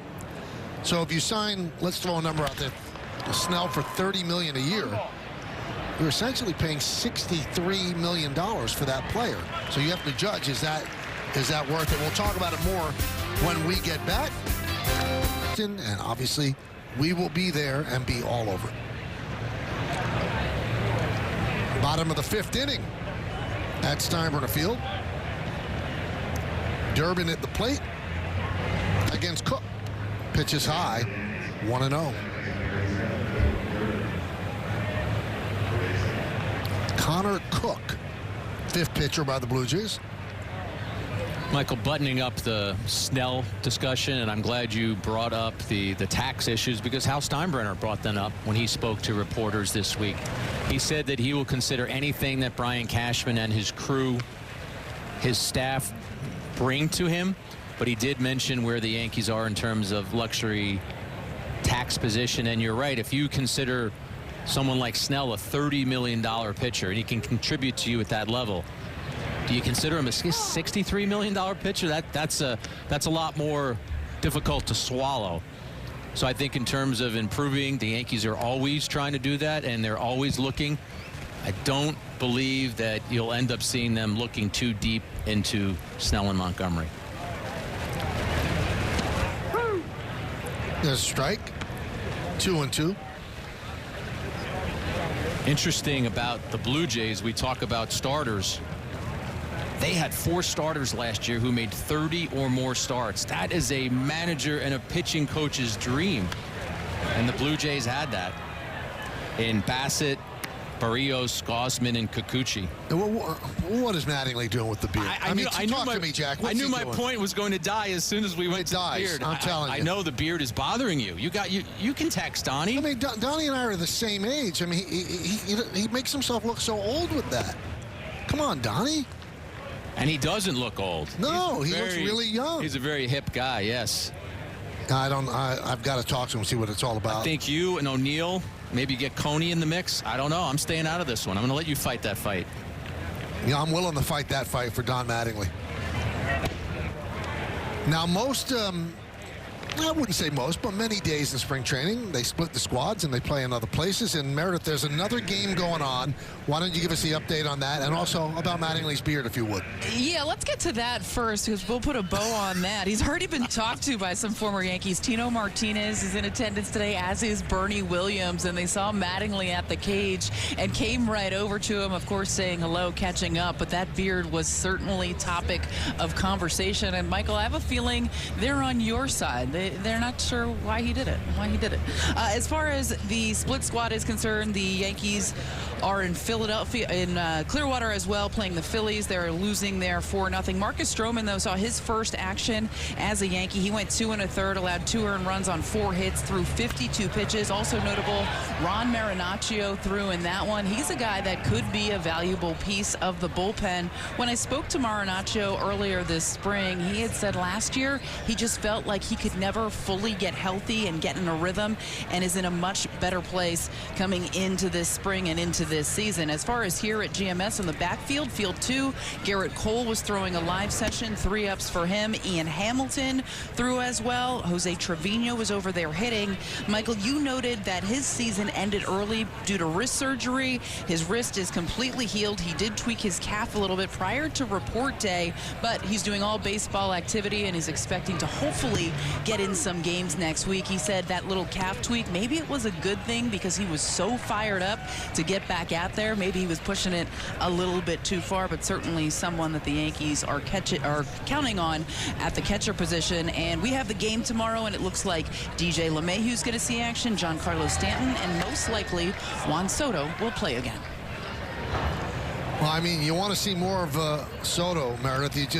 You fall under a trance when you watch a player that special, and the Yankees got this player. And you mentioned it earlier, and every time you talk to a Yankee, every interview you do, I mean, they gush about this guy. And Meredith, these are major league players who are the best at what they do, and they look at Juan Soto and they see something that's just different. One of the best in the league. And Michael, he looks so relaxed here. Day 1 of workouts, he was standing at third base pretending to give signs. And then the other day, he was having a little bit of fun with Aaron Judge. Soto did his patented Soto shuffle in the batter's box, and then Aaron Judge steps in there, does the same thing. Didn't quite look the same, but it's clear he's fitting in quite nicely with this Yankee squad. All right, thanks, Meredith. We'll get back to you a little bit later on.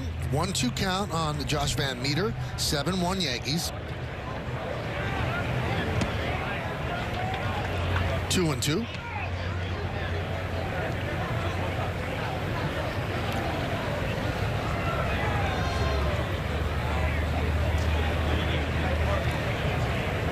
I'm going to give you a chance to make up to Donnie, because in case he's mad at you about the beard, Michael. With Mauer getting into the Hall of Fame, it certainly opens up the conversation again about Don Mattingly, because I have a Hall of Fame vote. I am a Hall of Fame voter. I voted for Mauer.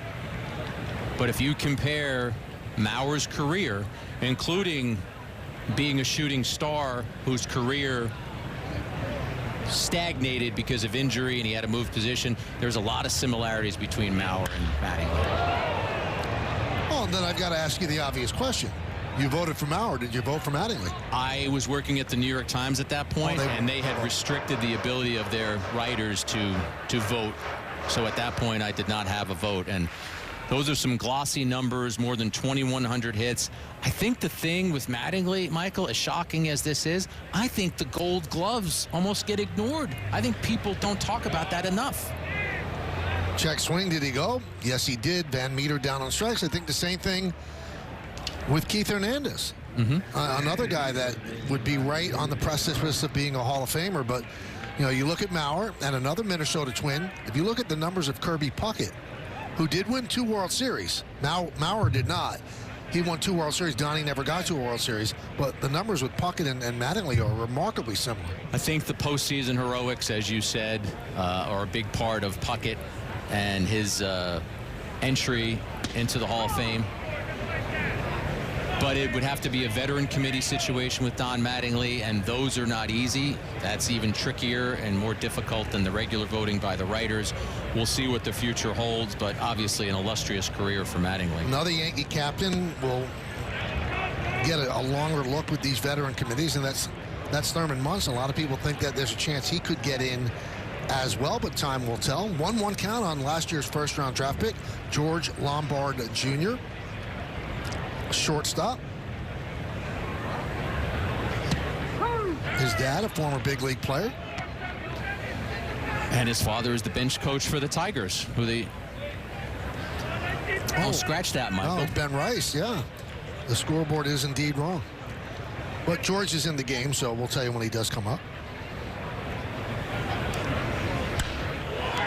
A lot of times the Yankees will just go position for position. Yeah, so since Boone Lombard really messed us Jr. up. is taking over for Kevin Smith, it would have been Lombard Jr. in this spot. Instead, it's Ben Rice, who put up really good numbers at 3 levels last year for the Yankees. Really going to have to talk to Aaron Boone.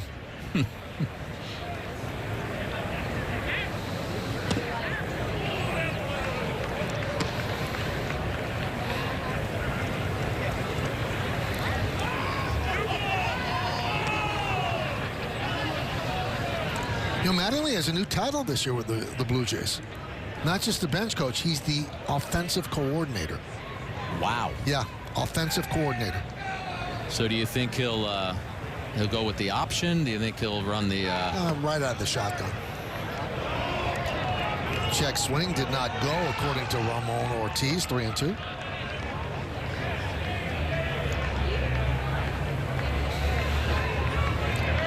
Ben, 12th round pick in 21 out of Dartmouth. Last year, 20 home runs in 73 games, missed time with an oblique strain. Catcher, plays first base. Kid from Massachusetts. He's probably your AAA first baseman this year, I would think. And Yankees love that he gets the ball in the air, although he didn't do it right there. And the Yankees go down in order. 1-2-3 against Connor Cook. We'll go to the 6th. Do you see the score? 7-1 Donnie Shave. Please. This card. Anthony Misevich, the new Yankee pitcher, their 4th pitcher. A check swing by Daniel Vogelbach. Count 0. Well, they say he went around. 0-1. No one misses outside. 1-1. Misevich, couple of games with the Yankees last year. You see his numbers with Detroit and the Yankees. He is cutter, fastball, curveball, slider. Ground ball, second base. Durbin over to Rice. 1 away.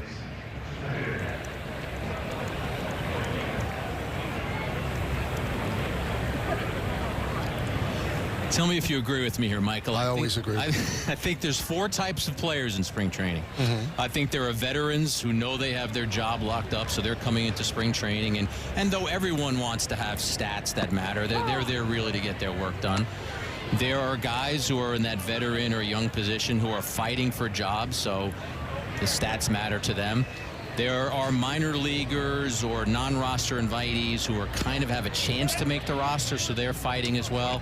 And then you have the lower level minor league guys who may be single, double A. They're just hoping that they can impress. Am I forgetting anybody? Is that the 4 types? I think that's pretty much it. Yeah. I mean, there's definitely levels of angst and preparedness. I mean, when you're a young guy trying to make the team or trying to impress, you're coming in, you can't afford to allow yourself to get into shape in spring training. But I don't think players do that anymore. I mean, the old days, you know, Yogi Berra and Phil Rizzuto had to work in bowling alleys and haberdasheries during the offseason to supplement their income. Now, you're a baseball player 12 months a year, and you can afford to get ready.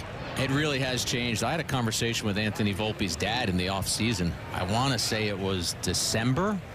And the Yankee season ended, we know, probably 2 months earlier. And he said his son pretty much hadn't had a day off yet. That the offseason working out was that important to what he wanted to do in 2024. David Schneider works a walk against Misevich.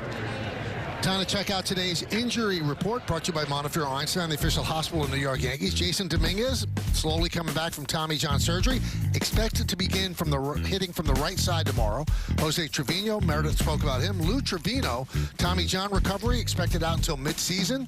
And Scott Effross had back surgery after arm surgery last year, and he is expected back midseason as well. And if you want to be a glass half full guy, you know, having Effross and Trevino come back in the middle of the year, it's like making a trade for 2 really stout bullpen pitchers. And that's what the Yankees are hoping for. When they traded for Effross, they really thought that he could be a linchpin part of that bullpen. They've yet to see it. But you're right, Michael. Their bullpen's in pretty good shape right now. I think there's probably only one spot that may be open that we'll see some different pitchers contending for.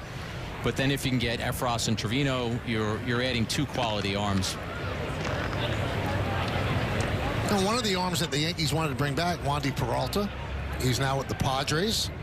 I think they certainly made an attempt. When the Padres gave him a 4-year deal, they didn't want to go there. There's a lot of opt-outs in the deal, but the opt-outs are only for the player. They're not for the team. So, you know, God forbid you get hurt, you just keep picking up those opt-outs, and it's all guaranteed money. So no one wants to do that with a relief pitcher, a 4-year guarantee for a guy who's a specialty pitcher, and they love Wandy Peralta. They loved Peralta. They definitely had conversations about him. Keenan Middleton, who was with them last year, that was another bullpen arm that they talked about. They were inaccurately connected with Hector Neris. That was never something that was going to come to fruition. But you're right, a 4-year deal that Peralta got from San Diego, I don't think the Yankees are going to match that.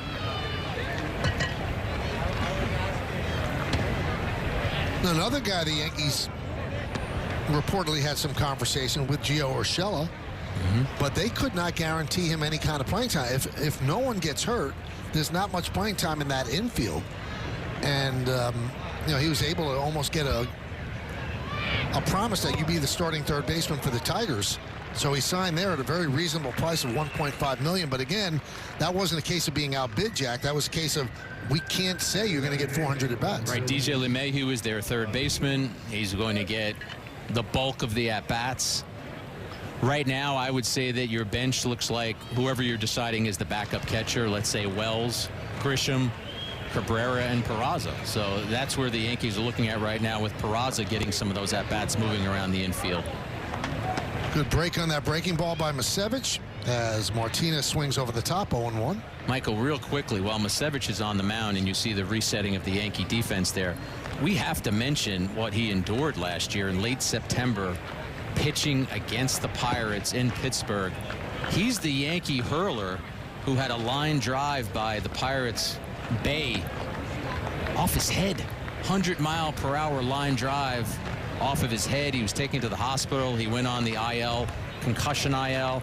Very, very thankfully, he ended up being okay. But the ball hit him in the left side of his head, and he was flat on the ground, rolled over in pain. Misevich back out there on the mound. It's every pitcher's fear. He experienced it. but he's back there again trying to show the Yankees he can be a contributor in 24. I just always used to ask our former colleague, Al Leiter, how do you pitch through that fear? He said, you can't even think about it. If you do, there will be too much fear. So you just have to take it out of your mind about getting hit with a comebacker. Because they throw so hard, the batters are so strong, and 60 feet 6 inches is the rubber to the plate. But by the time you deliver, you're about 50 feet from the catcher. And if you have a guy like Giancarlo Stanton at the plate, that's a dangerous spot to be. Yeah, this is a great shot showing exactly what you're talking about. No matter what your reaction time is, if something's coming at you 100 miles an hour, you're in trouble. 3-2. So Snyder will be going from first base, 3-2 and 2 outs.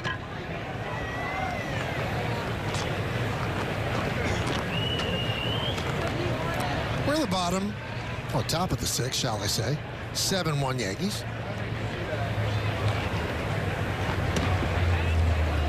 And he missed outside, so 2 walks by Misevich.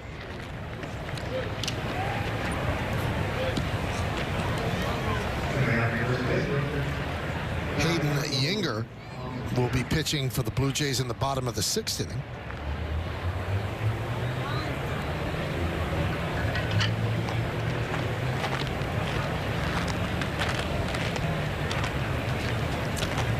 Yankees used 32 pitchers last year, Michael. So as you and I have talked about the rotation and maybe what bullpen spot or spots might be open, a lot of the players that are in that clubhouse today, they'll find their way to the major leagues at some point. Now, of those 32 pitchers, I believe a couple were position players. I think IKF and Josh Donaldson both pitched. But still, it just shows you you're going to need a lot of arms. A lot of people are going to have to contribute.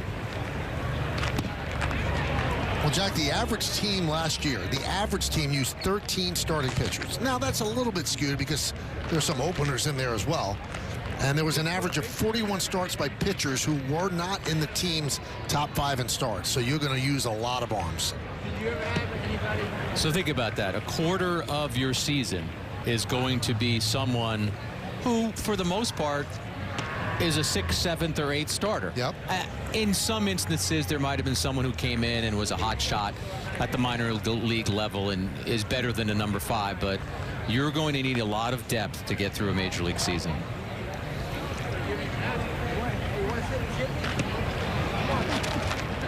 Two and 2.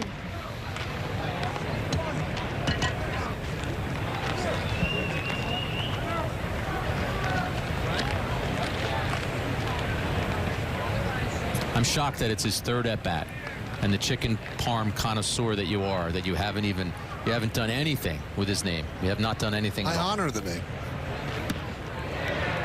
As he goes down on strikes, and that will do it. No runs, no hits, no errors, and 2 men left. We go to the bottom of the 6th. Yankees, the whole gang is ready to roll.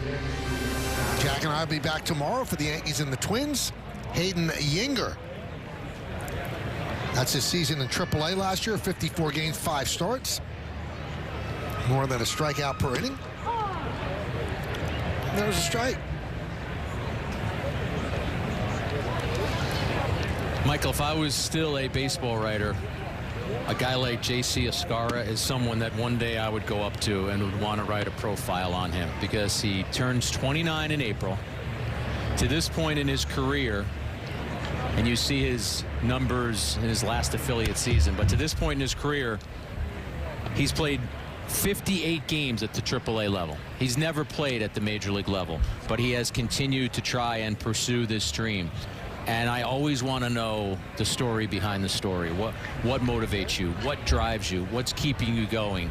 What made you play in Gastonia, North Carolina in an independent league? What made you go to Mexico? And I'm sure he's saying, I believe I can play at this level. I believe I can succeed at this level. And he's driven to try and prove that. It was the independent league, but last year, as an independent league player, 15 homers in 41 games.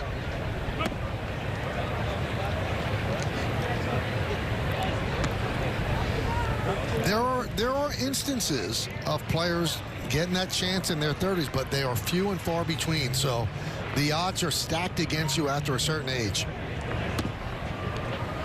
I think the Yankees probably look at him as minor league depth right now, but as you said, you never know. If you do your job to a certain level and impress enough people, you try and open up some eyes. You know, it's interesting in the older day, you know, when we first started in the business, you know, you'd be at spring training sites, which were essentially are the A-ball team. And you can see that they were, you know, some minor leagues. You know, I was down at the beginning of spring training. The Yankee clubhouse, they have put together a renovation. It is on a level of any major league clubhouse, and that's an A-ball team. The Tampa Tarpons play there. And I remarked to somebody, I said, what A-ball player is going to want to be promoted to Double-A? I mean, yeah, send me to the big leagues, but the clubhouse that they have built in Tampa right now is about the same as what they have in the Bronx for the Yankees.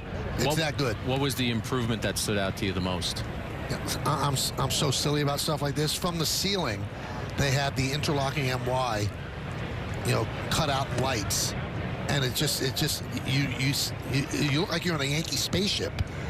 And then the lockers are all first rate. It's an unbelievable job. They're doing an entire renovation of the facility, which opened up in 1996, but that is impressive, and I think it'll get the eyes of a lot of players. That one's driven deep to right field. There it goes. See ya. A home run for Torrens, and the Yankees lead 8-1. Luis Torrens, his first at bat, taken over behind the plate from Narvaez, and Torrens gives the Yankees a 7-run lead. Some opposite field power from Torrens right there. Yankees adding him in the offseason.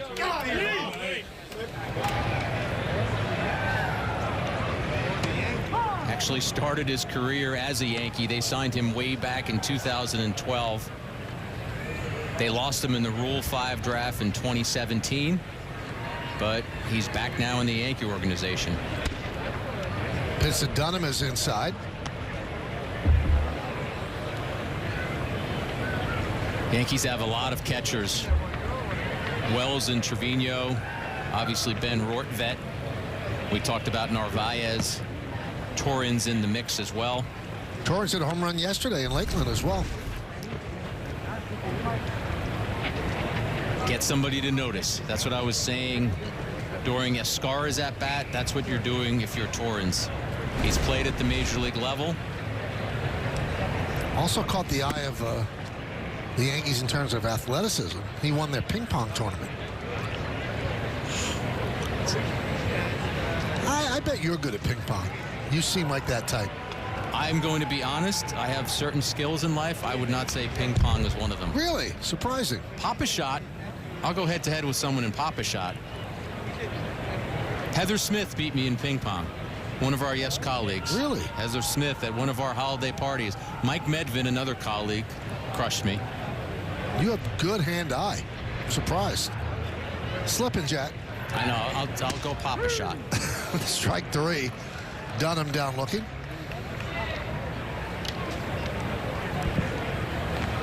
So 2 away.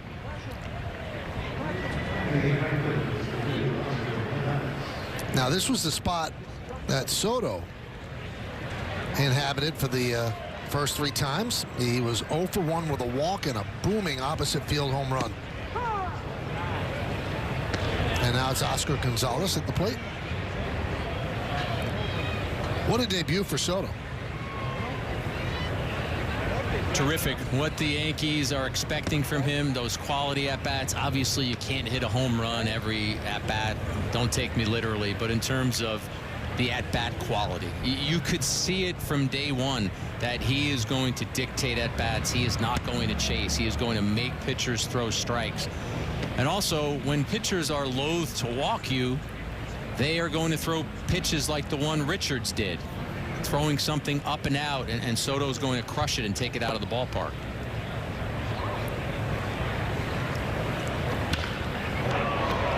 Gonzalez hits one off the glove of Palmagani, and that goes into right field. I think they replaced Palmagani at first, but let's take a look at that Soto home run.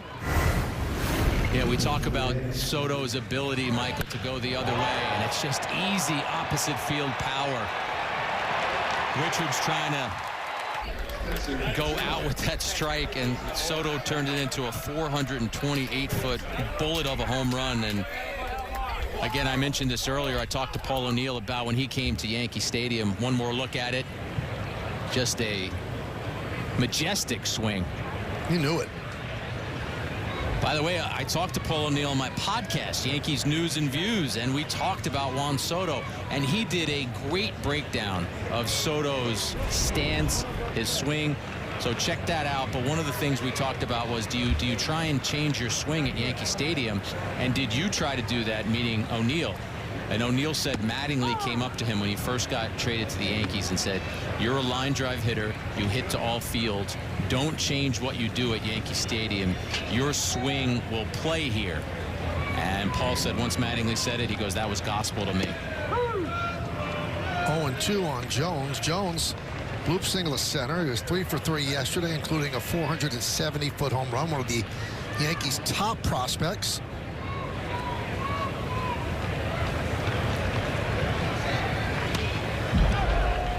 And also a very good base stealer. Let's look at the tail of the tape. He's just an inch shorter than Judge. Judge weighs 282, Jones 235. Judge from the right side, Jones from the left side. There was a picture of them standing in the outfield yesterday, and he's one of the few guys that Judge doesn't like a giant against. Meredith interviewed him in the offseason. We played it on one of our hot stove shows. He was working out in Vanderbilt with other professional players. But the one thing not to sleep on with Jones, too, Michael, is the speed. Over 40 stolen bases at the minor league level last year. Chopped slowly up the first baseline and mishandled by Yinger, allowing Jones to reach.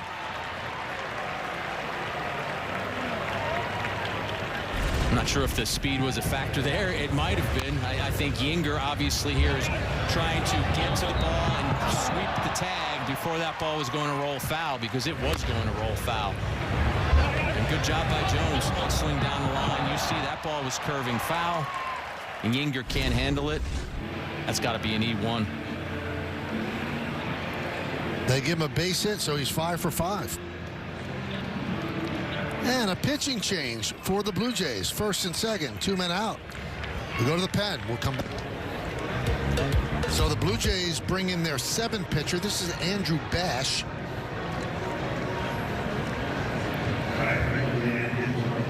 And you know who he's going to face? The long-awaited George Lombard Jr. Former Yankee first-round draft pick. We mentioned his dad as the bench coach for the Detroit Tigers.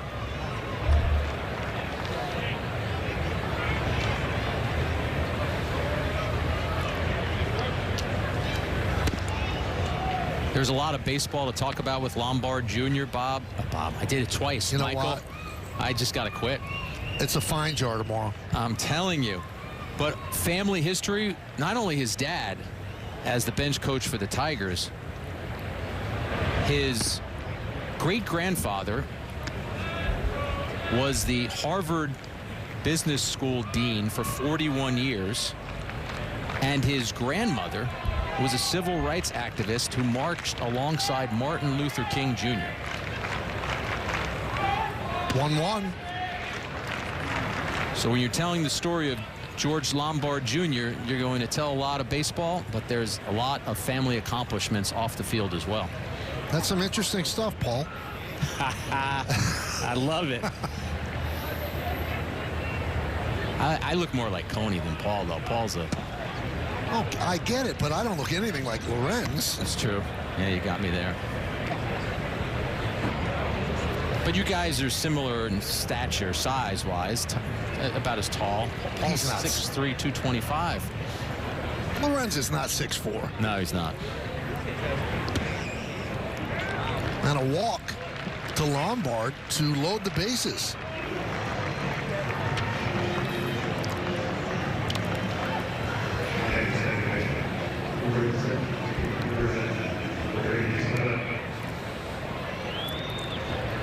How many spring trainings is this for you, Michael?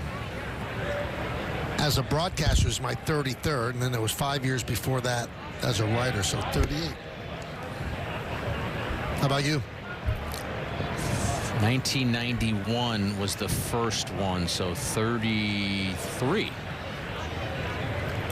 Because you count them as seasons. So yes, 33. Durbin wraps one off of the shortstop, and it trickles into center field. Gonzalez scores to make it 9-1. The bases remain loaded.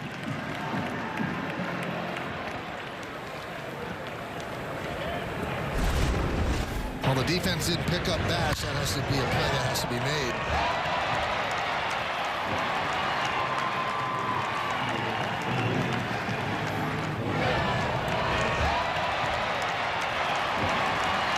Nice job by Jones. Rounding and scoring on that. So that's 10-1. So 2 runs scored on that.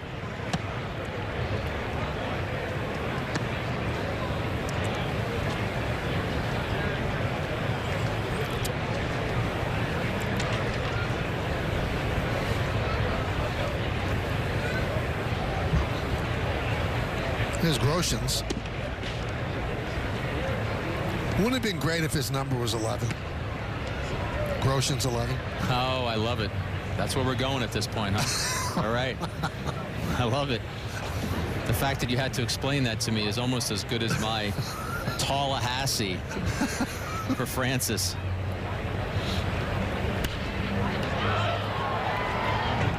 Michael, when we talk about the Yankees and players showing up early, I always think it's important to reinforce for those who haven't been to Tampa, the Yankees minor league complex is a stone's throw from the major league complex. So the fact that they have the minor league complex there, so many coaches available in the offseason, the facilities available, it's a great invitation to players to go down and get yourself ready for the season. I remember talking to Derek Jeter about that was one of the reasons he moved to Tampa. Now think about this, Jeter becoming a Hall of Famer. He once told me that part of the reason he moved to Tampa and wanted to be in front of the coaches as often as possible was if there was ever a time where he and another player were even, he wanted them to give him the edge because he was down there working in front of them so often.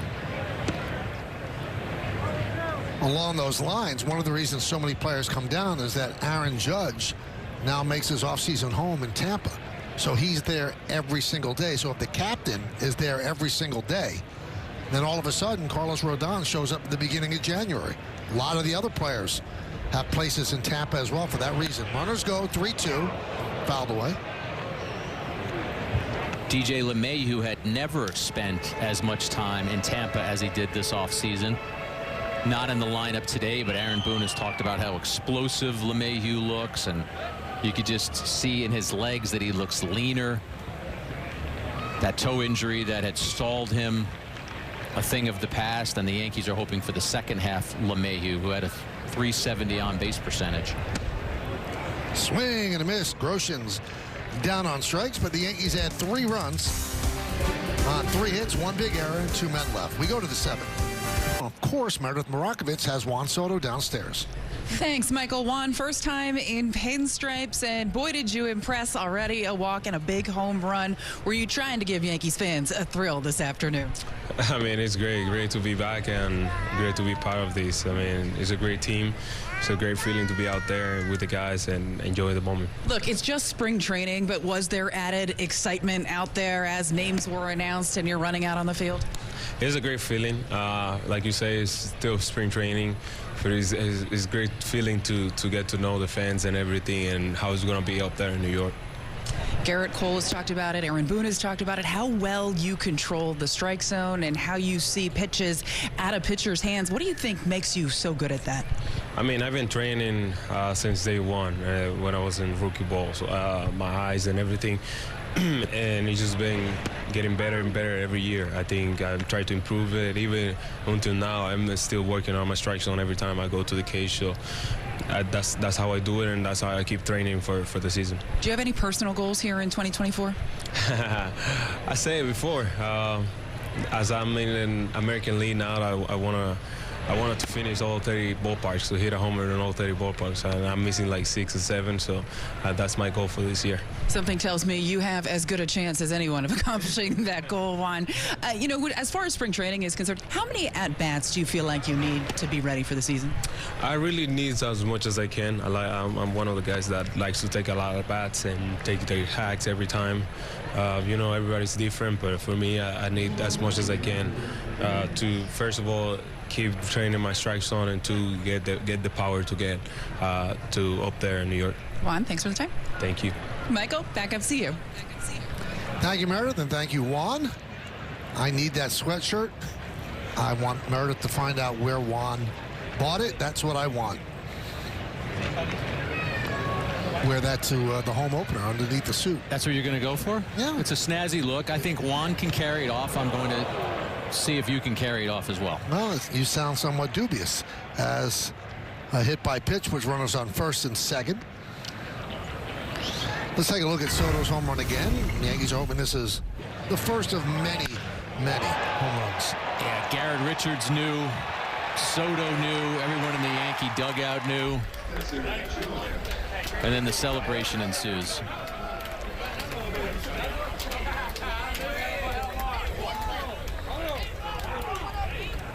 There it is. There's that sweatshirt.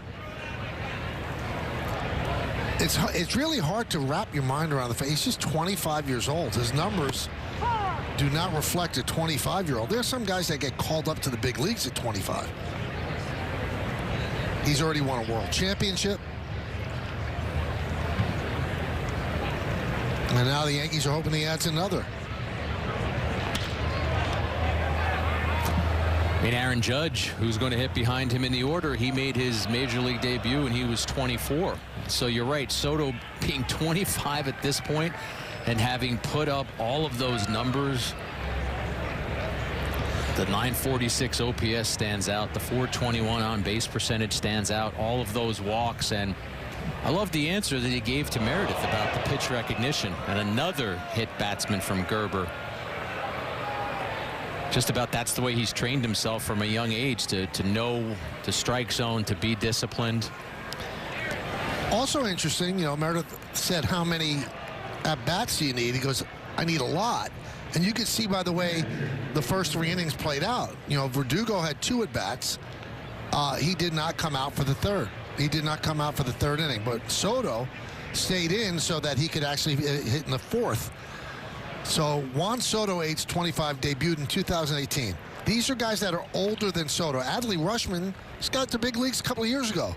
Luis Robert Jr., George Kirby, Jeremy Pena of the Astros, Shane McClanahan, Josh Young. He's younger than 3 prospects on the 2024 Major League pipeline. So he is he's accomplished at a very, very young age. Our graphics crew does a great job. They may have just dropped the mic right there, Michael. For spring training, that's one of the best graphics you'll see all year long, because it puts into perspective just who Soto is. Base hit right field. 1 run scores. And they hold him up at third, so still bases loaded. And now it's 10-2. Yankees lead. Gerber, who is on the mound, has not pitched in the major league since 2020. 17 games that year with Seattle. The Yankees signed him in July of 2022. He was having Tommy John surgery, but they thought enough of his arm that they were willing to wait. And now he's back and ready to pitch, and so far it's been a rough sled this inning.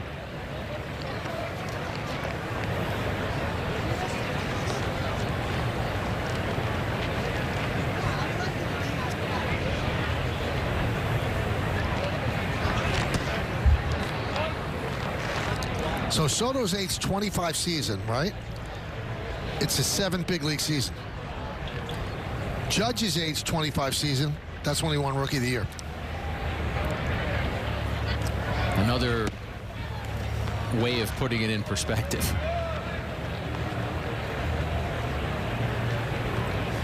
You know, you see that a lot with players that did go to college, and Judge went to Fresno State. So you get out of college at a older age, and then you have to start in the minor leagues just as you do if you signed as an 18-year-old. Now, you might not be there as long, but these are the two guys that are going to play back-to-back in the Yankee lineup. The on-base percentage best in baseball for Soto since 18, and Judge has the most home runs since 2017. There's a walk to Clark that forces in a run. It's been a very rough 7th inning for Joey Gerber,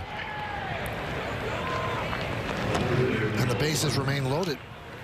Well, if you're 19 years old, you're sometimes a college freshman, maybe a college sophomore. Juan Soto was already in the major leagues, and you think about other players who got to the major leagues at that age. I know there are a lot more, but the ones that I think about, Ken Griffey Jr., Mickey Mantle, Dwight Gooden, and what they accomplished, and in some cases could have accomplished. It just shows you get there at that age for a reason.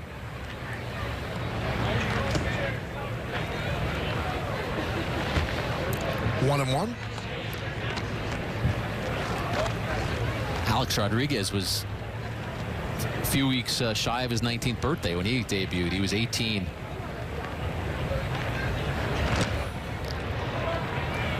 Well, you know who's on that track? It's Jason Dominguez. Very young when he got called up last year before he hurt his elbow. They're expecting him back sometime mid-season, maybe a little early.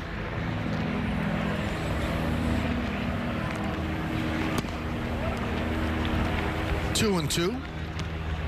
He debuted at 20.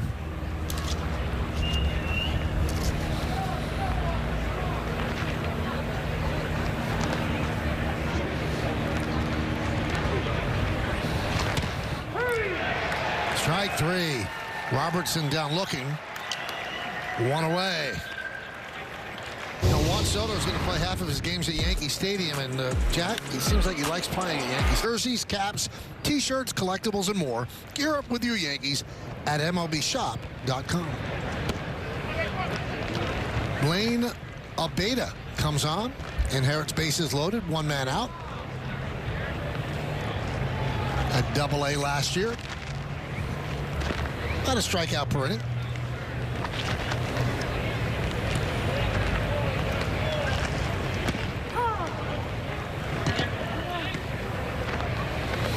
Just re-emphasizing a point we made earlier, Michael, about the influx of Yankee players, both at the major and minor league level, who were in Tampa this offseason. Kevin Reese, the senior director of player development, who would know better than anyone because he's down there every day, said this was more players than the Yankees have had in any time that he has been with the organization. So I do think 82 and 80, I think it resonates. I think it resonates in a way that you don't want to have that feeling again. 2 and 2. And also, if your job was offering you the opportunity to get better, and there were facilities and instructors and everything about your job that could make you better was in that location, why wouldn't you want to be there?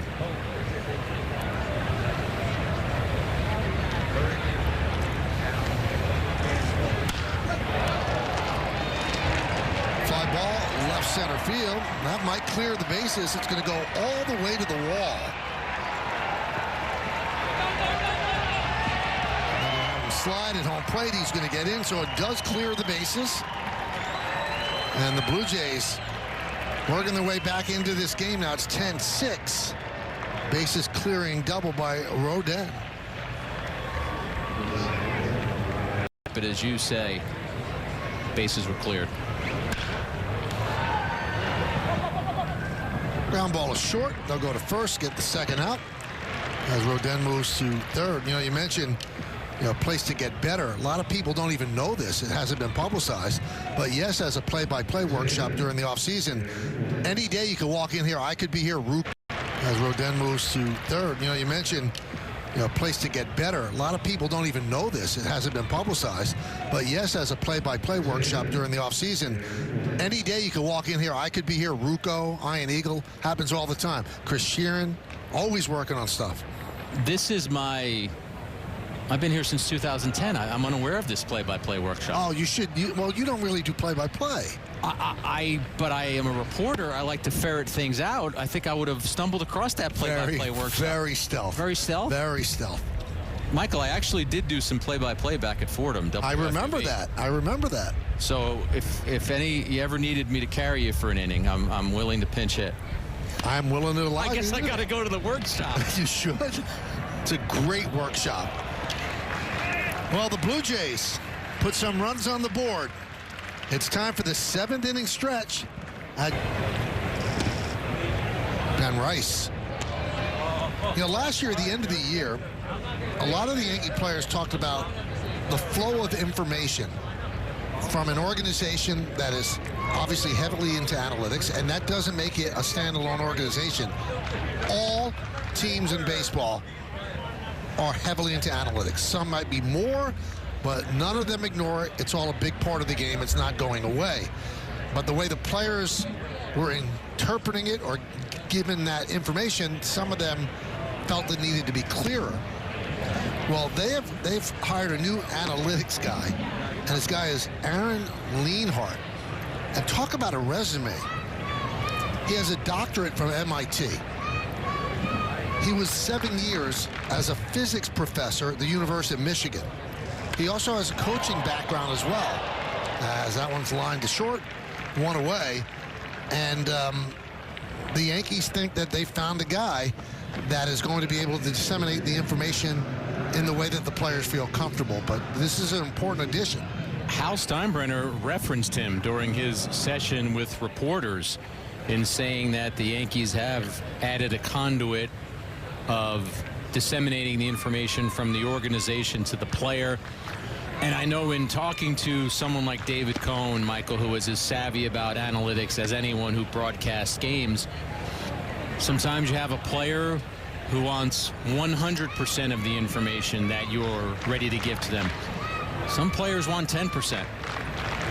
I think you have to make that distinction. And this gentleman that you mentioned is going to be that go-between from the organization to the players to try and make sure that that process is smoother.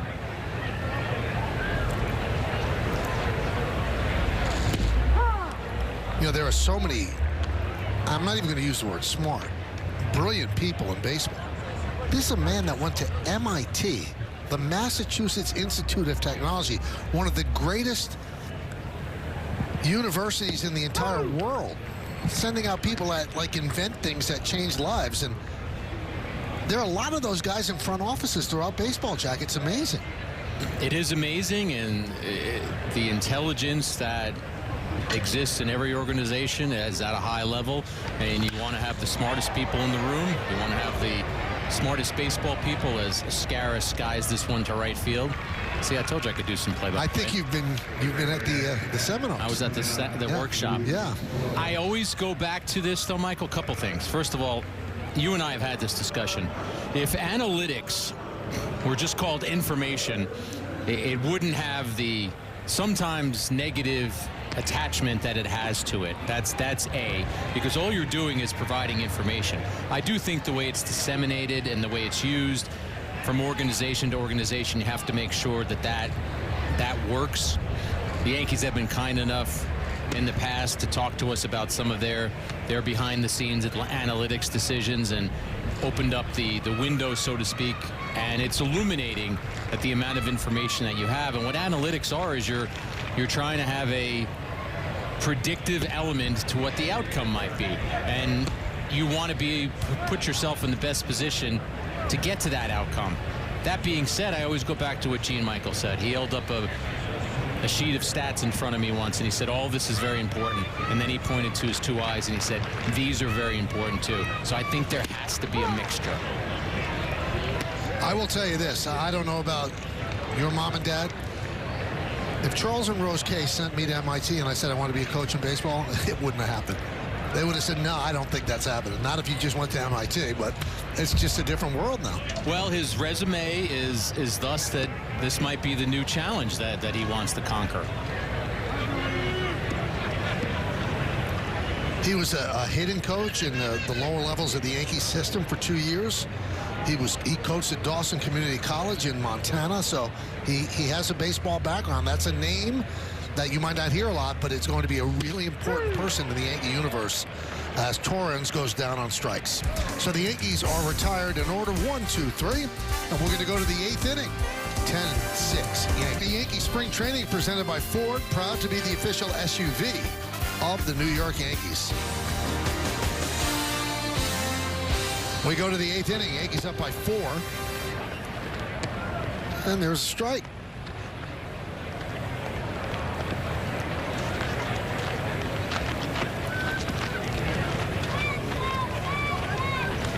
Devontae Brown at the plate.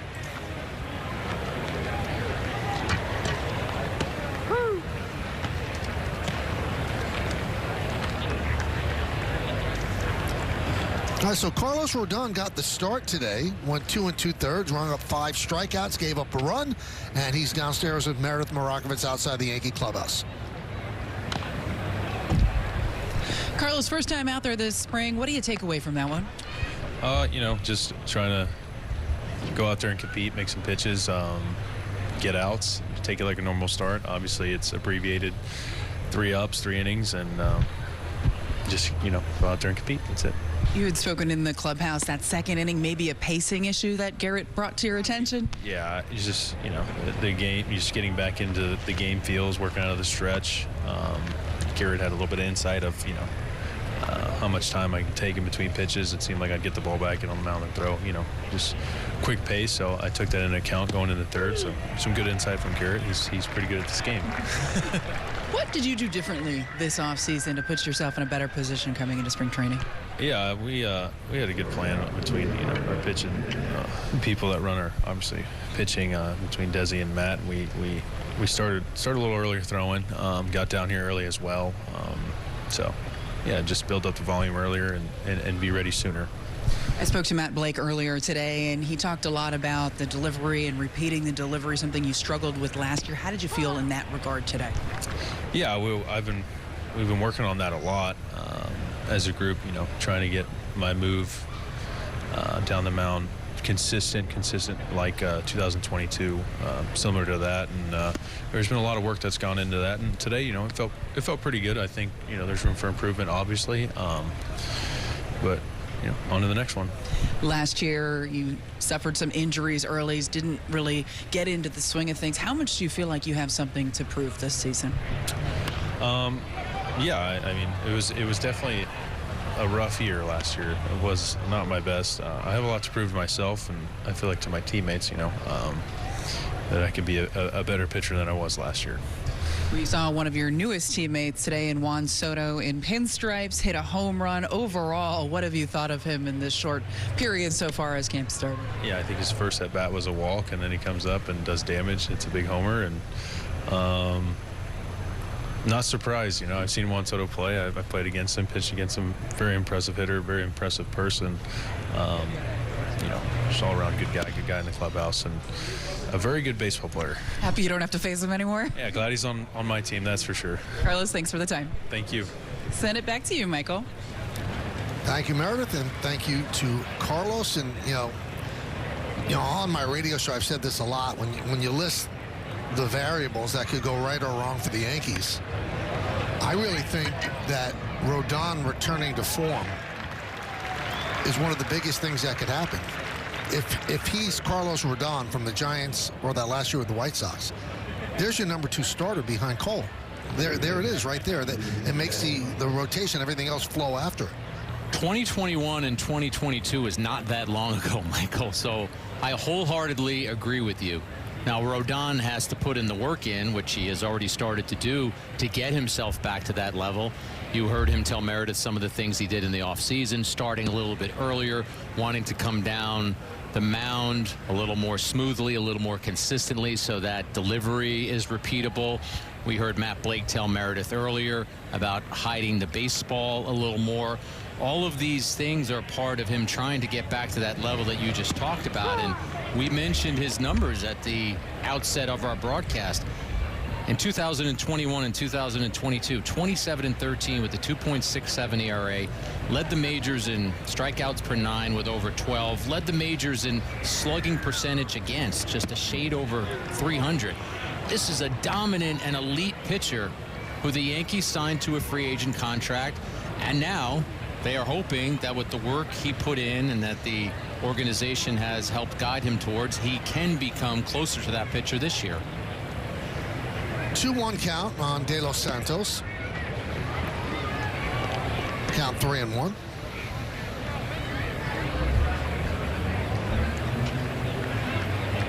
Two-way here in the 8th inning. Yankees up by 4. Yankees 22 runs yesterday, 10 runs today. 3-2.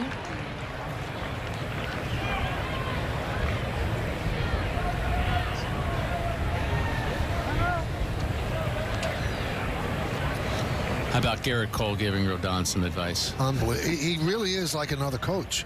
Spring training. He's so into everything. You and I both know this. Garrett Cole doesn't have to be there. Right. He did his work already. He did his live session. Meredith talked about that. But he's a good teammate. You're right. He's another pitching coach in the dugout. And he noticed that in that second inning, Rodon wasn't making total use of the pitch clock and was speeding himself up. And that's the inning where he did have some trouble. 2 walks and a hit batter that loaded the bases. He was spraying his pitches more than he was locating them. And there's Professor Cole coming to the rescue with a little lesson for Rodon. 3-2. Swing and a miss, and that'll do it. As Aveda works a 1-2-3 inning. Chamber of Commerce Day here in Tampa, Florida. And Dunham grounds one to first. Flip over to Jimmy Robbins. 1 away in the bottom of the 8th inning. You know, Jackie mentioned in the top of the inning how Cole didn't have to be there. I mean, guys get their work in the spring training. If they're not playing, they usually bolt. Well, let's just take it to the regular season. During the Yankee championship years in the 90s, late 90s, there's some big-time pitchers that would just be in the clubhouse during the game. I mean, a lot of pitchers do that, so it's not like unusual. But you watch Garrett Cole, who is now the reigning American League Cy Young Award winner. He's locked into every single pitch on the top step of the dugout. Every single pitch, constantly talking to Matt Blake and Aaron Boone, to the point that sometimes he probably annoys them. But it's not that way with great pitchers all the time. Again, they disappear into the clubhouse if they're not pitching. Cole is a baseball junkie. He's a pitching junkie, and he clearly wants to help his teammates in any way he can. I would call him David Cone 2.0, because Coney has told me numerous times that you're probably going to get 32 starts if you stay healthy for the whole year. He said that left 130 games where I felt as if I wasn't doing anything. So if I could pick up on a tendency, and Cone tried to help pitchers and hitters. He might go up to Tino Martinez and say, do you realize they haven't thrown you one inside pitch yet? Everything is away. Everything is away. Cole is cut from the same cloth. What a great year for Cole, obviously, last year to win the Cy Young. And well-deserved, well-earned. And who's to say he couldn't do it again?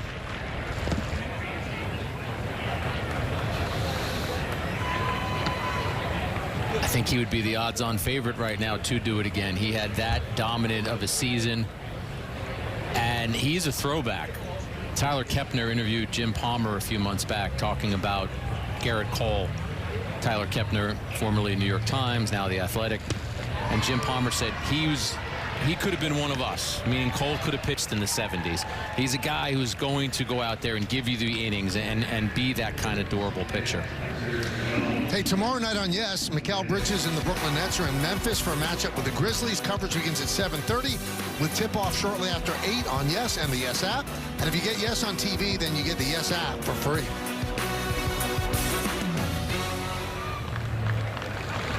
Spencer Jones takes a breaking ball low.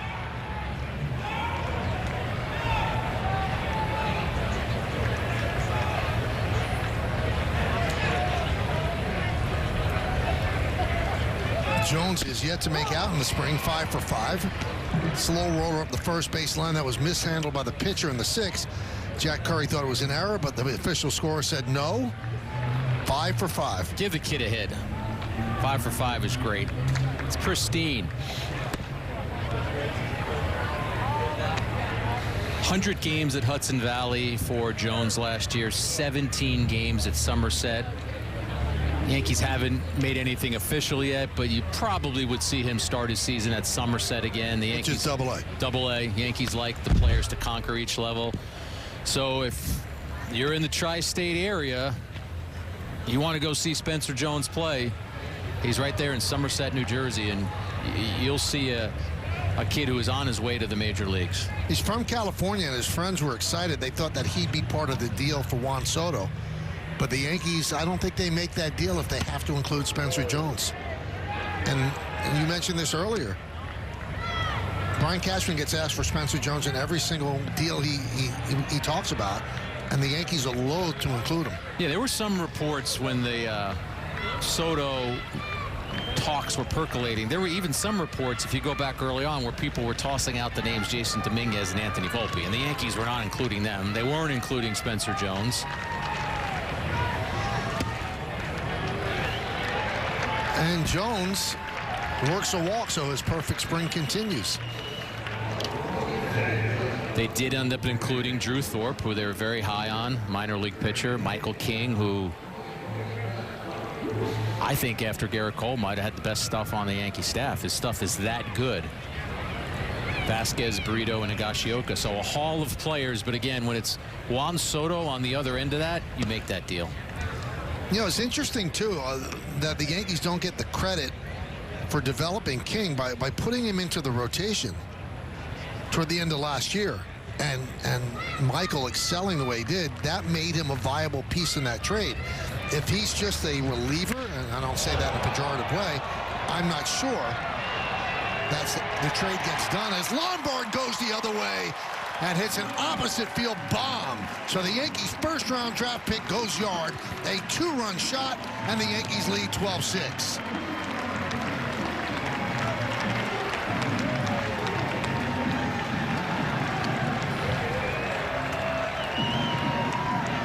Opposite field pop from George Lombard Jr. and the respect for the kids even wearing number 18 during spring training. A lot of times you'd see a number in the 80s or the 90s, but a little wry smile there, and Spencer Jones is pretty pumped up for him as well.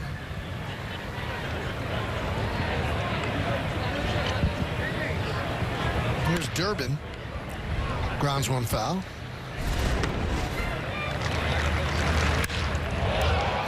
Papo. Easy power there, Michael, and going the other way at Steinbrenner Field. We've mentioned before his dad is the bench coach of the Detroit Tigers. Was also a major league player. In his dad's career, he hit 8 home runs in 144 games.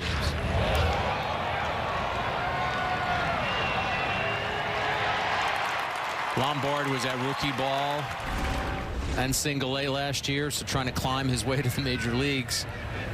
He'll take that moment with him wherever he ends up this season.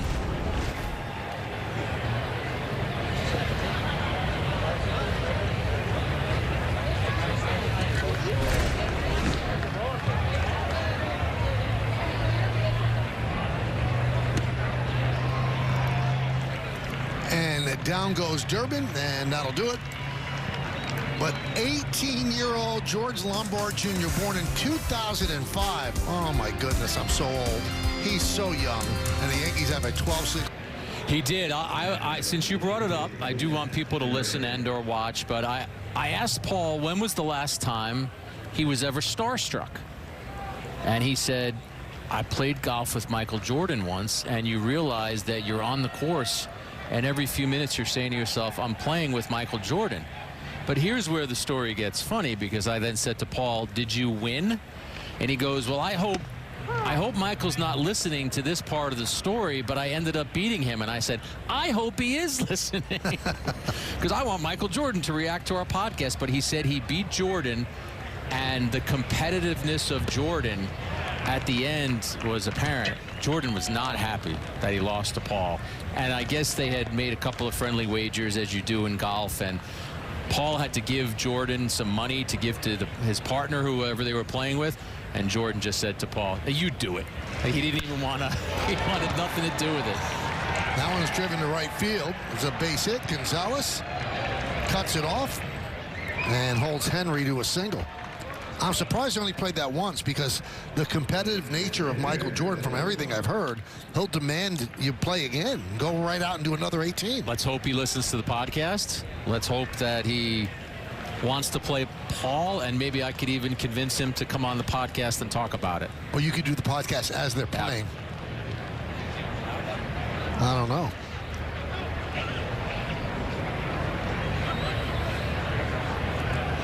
So here's Phil Clark against Bustamante.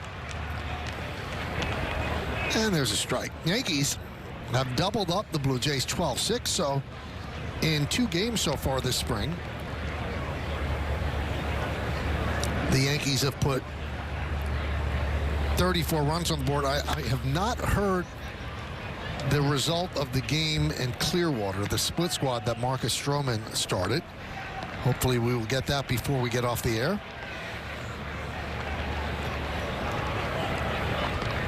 But the Yankees split their squad. And Rodon started here. Newest addition, Marcus Stroman, started there. Yankees lost 4-0 against the Phillies, and they got 1 hit in that game. So that's their first loss of the spring. If they hold on here, they'll be 2-1. And if the Blue Jays don't come back, they'll be 0-2. And it's the age-old debate. What do spring training results mean? You've seen teams, Jack, have great spring trainings and have terrible seasons and bad starts. And then you've seen teams really struggle in spring training and run away with it in the regular season. So I don't think there's any rhyme or reason to it. I don't think there is. I think you want to feel good about your core players, because let's be honest, at the end of spring training games at this juncture in the season, the last 4 or 5 innings or so are being played by players who are going to be at the minor league level. You want to feel that the guys you're relying on the most have done what they need to get done to be ready for a season. I know that sounds a little bit like a cliche, a little bit coach speak, but I don't know if you go 18-10 versus 14-14, that's going to matter. It's going to matter when the season begins that you did all the work you needed to do to get yourself ready. 2-2 on Phil Clark. You know, I've always felt this way, Jack, over the years, that teams that are looking to take a step from bad to good, it's more important for them to win, because winning becomes habitual and it becomes something that gets ingrained in your mind. I think veteran teams, I don't think they need to win. It's better to win than to lose, but you're trying to set a standard if you're a young team. There's one, and Ben Rice could not come up with the scoop, allowing Clark to reach on the fielder's choice. I agree with that premise from you. And when you talk about pitchers wanting to accomplish things throughout the spring, those are the numbers on Marcus Stroman as he makes his spring debut for the Yankees. Again, with a pitcher like Stroman, Michael, I would look at the bottom line of that graphic. He threw 52 pitches. He got his work in. Obviously gave up a few hits, but I think Marcus Stroman knows he's in the starting rotation, and it's about getting himself ready.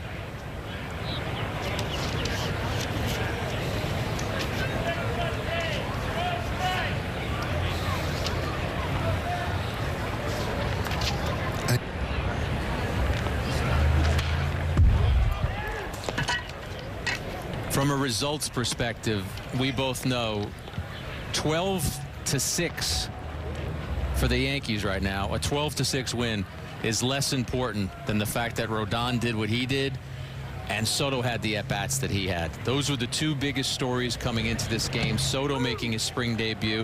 Not that you doubt that if he went 0 for 4 today, he's still going to have a great season for the Yankees, but just checking off a box.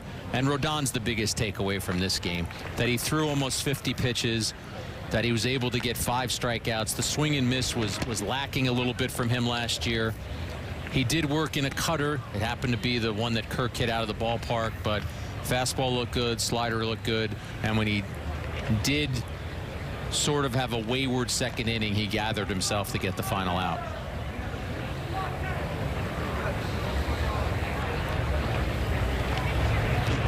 One, two. Jack, check out the guy in the green shirt. He's catching the game along with Torrens. He's got a glove. He throws it back every time Torrens throws it back. Let's see.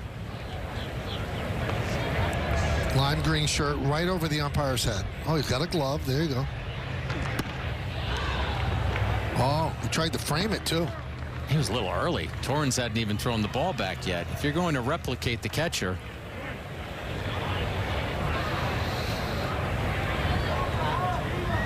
you just made him famous, Michael.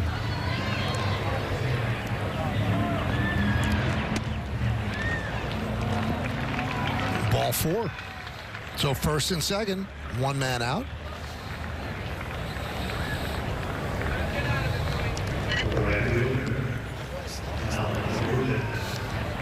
Do you know what we kind of glossed over at the end of last inning, because the inning ended pretty quickly after Lombard Jr.'s home run? He's 18. Unbelievable. 18. He's 18 years old. He's got a spring training homer under his belt. He's got a bright future ahead of him. He's 7 years older than my 11-year-old daughter. I mean, how many high school seniors are playing baseball right now that are, I'm sure there are some that are older than 18. This kid's playing shortstop for the Yankees right now. Now, I wonder the mindset of a guy like George Lombard Jr., because the guy who's playing shortstop for the Yankees is also very, very young, Anthony Volpe. But, okay, you could say, well, shortstop is blocked, but players move around. If you can hit and you've got skills, they're going to find a place for you to play.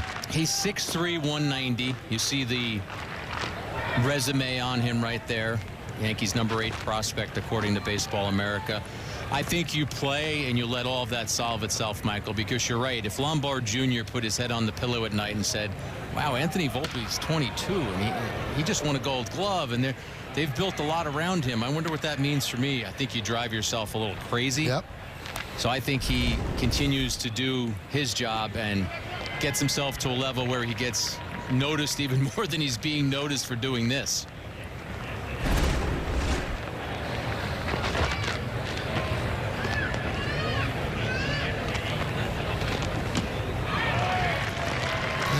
Are not away. I think it was a much bigger deal, Jack, in the old days, where you did not become a free agent after 6 years in the minors, and if you were stuck behind Mickey Mantle as a center fielder in the Yankee system, you were stuck forever, and you probably never got your chance. But there are mechanisms to free people up, and also there are a lot of other teams than there used to be in the 50s. Very true. We have a DH now too, so guys will get at bats there. Lombard's a shortstop now. Could in the future he become a third baseman? We'll see. Yankees have to make all those decisions. They like what he's done as a shortstop. It's a great discussion to have, and Lombard Jr. controls part of the narrative. His performance will dictate where the Yankees eventually see him landing. You will hit your way into the big leagues. And if you combine the hitting with a good glove, you're definitely going to hit the big leagues some way, somehow.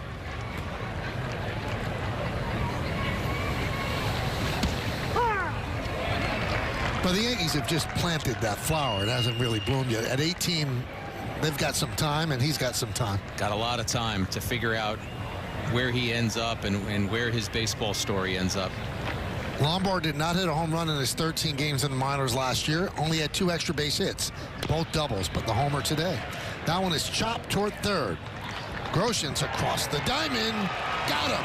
And that will do it as the Yankees win this one 12-6. Yankees led from the start. And one of the big blows in the game was by the Cadillac player of the game, Jack. Yeah, it's Juan Soto. We talked about his spring debut, all the excitement, and he added to the excitement, taking that high fastball from Richards. It was out over the plate. It's easy power from Juan Soto to all fields, and he gave fans an example of that on day 1 of his Yankee spring debut.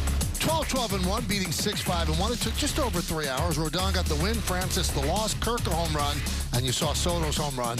Also had a walk and another run scored. Well, it's been fun being back behind the mic again. This will do it from George M. Steinbrenner Field. Special thanks to producer Troy Benjamin, director Dan Barr, Mike Webb, Jared Bossack, and the executive producer of the Yes Network is Mr. John J. Filippelli. Join us again tomorrow as the Yankees take on the Twins from George M. Steinbrenner Field in Tampa, Florida. Coverage begins at 1 p.m. on the Yes Network. I'll be with Jack and Meredith again. Again, the final score, Yankees 12, Blue Jays 6.